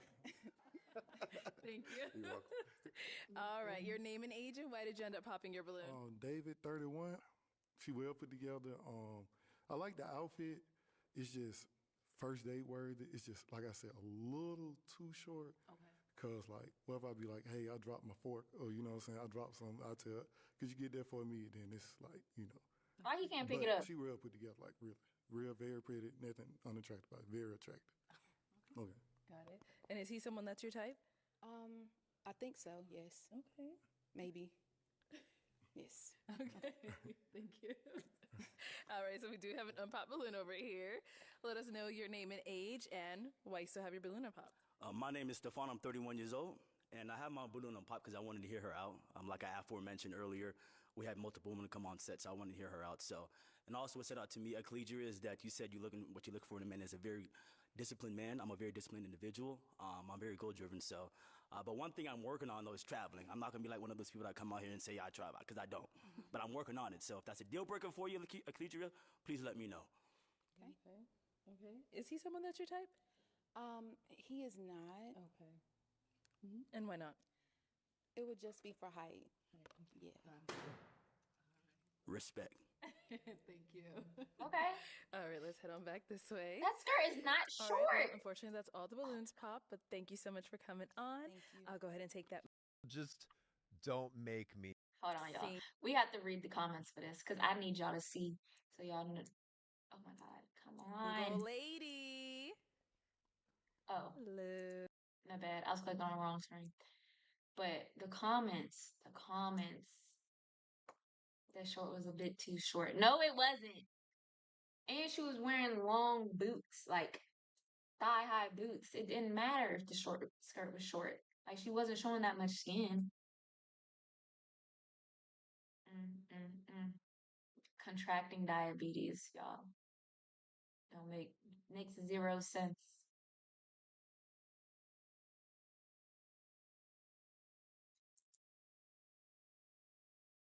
The cameraman zooming in on every issue. I love cameramen like that. Or cameramen like when they do the Jerry Springer shit, when people run off and they start chasing them. Yes. Go get the tea for us. I need it. I need to see what's going on. Okay, this was a good point. A high school educator and a doctoral student. It's a little suspicious that they'd be on that show, but you never know. Maybe she has different plans for her life.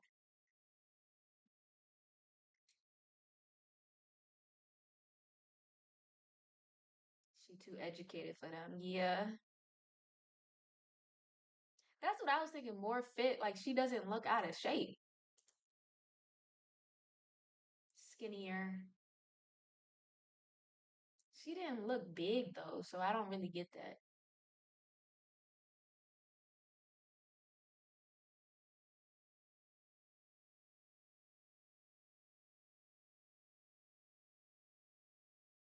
Yeah. I don't know how I feel when people, like, comment on Black women's hair. Because, like, you have a natural hair preference, but, like, I change my hairstyle every month. So one month I might be wearing a natural style. The next month I might have a wig. The month after that I might have braids. The month after that might be a twist out. Like, it just depends how I'm feeling. So I don't know. It's a little odd. I don't like that.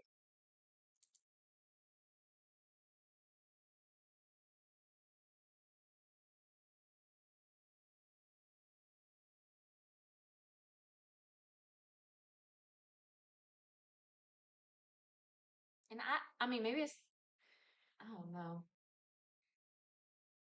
A lot of my friends are on their lock journey right now, so they do have, I guess, natural hairstyles. But before they got locks, they was changing their hair every month. Mm-hmm. I don't like these type of niggas.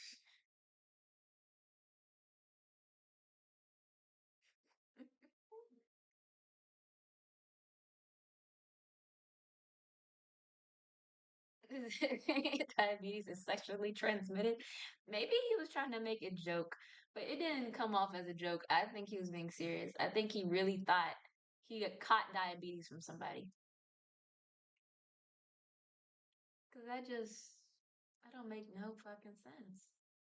Or maybe he was saying like the other person was out of shape and like she was making bad foods, like unhealthy foods. So then he was eating unhealthy. So like they were just both being unhealthy together. But that's giving him too much credit. I don't think that's what he was trying to say. Mm-mm.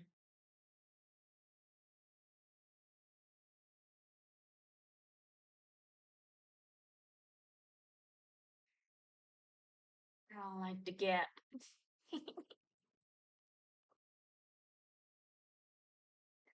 Oh my God. I love when I see people on here like as the memes and I'm like, I know where that came from. I know where that video's from. I know exactly where you screenshotted that. Makes me happy.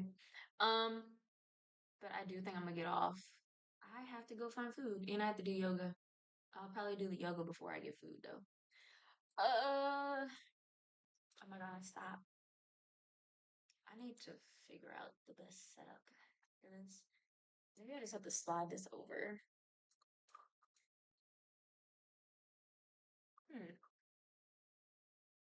Is this the better option? Oh yeah, then this isn't even in the screen. That was easy. Very easy. So I have to put this in the back.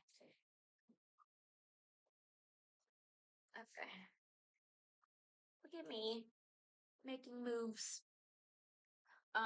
But yeah, I have to go, guys. I have to do my yoga for the day and I have to find food.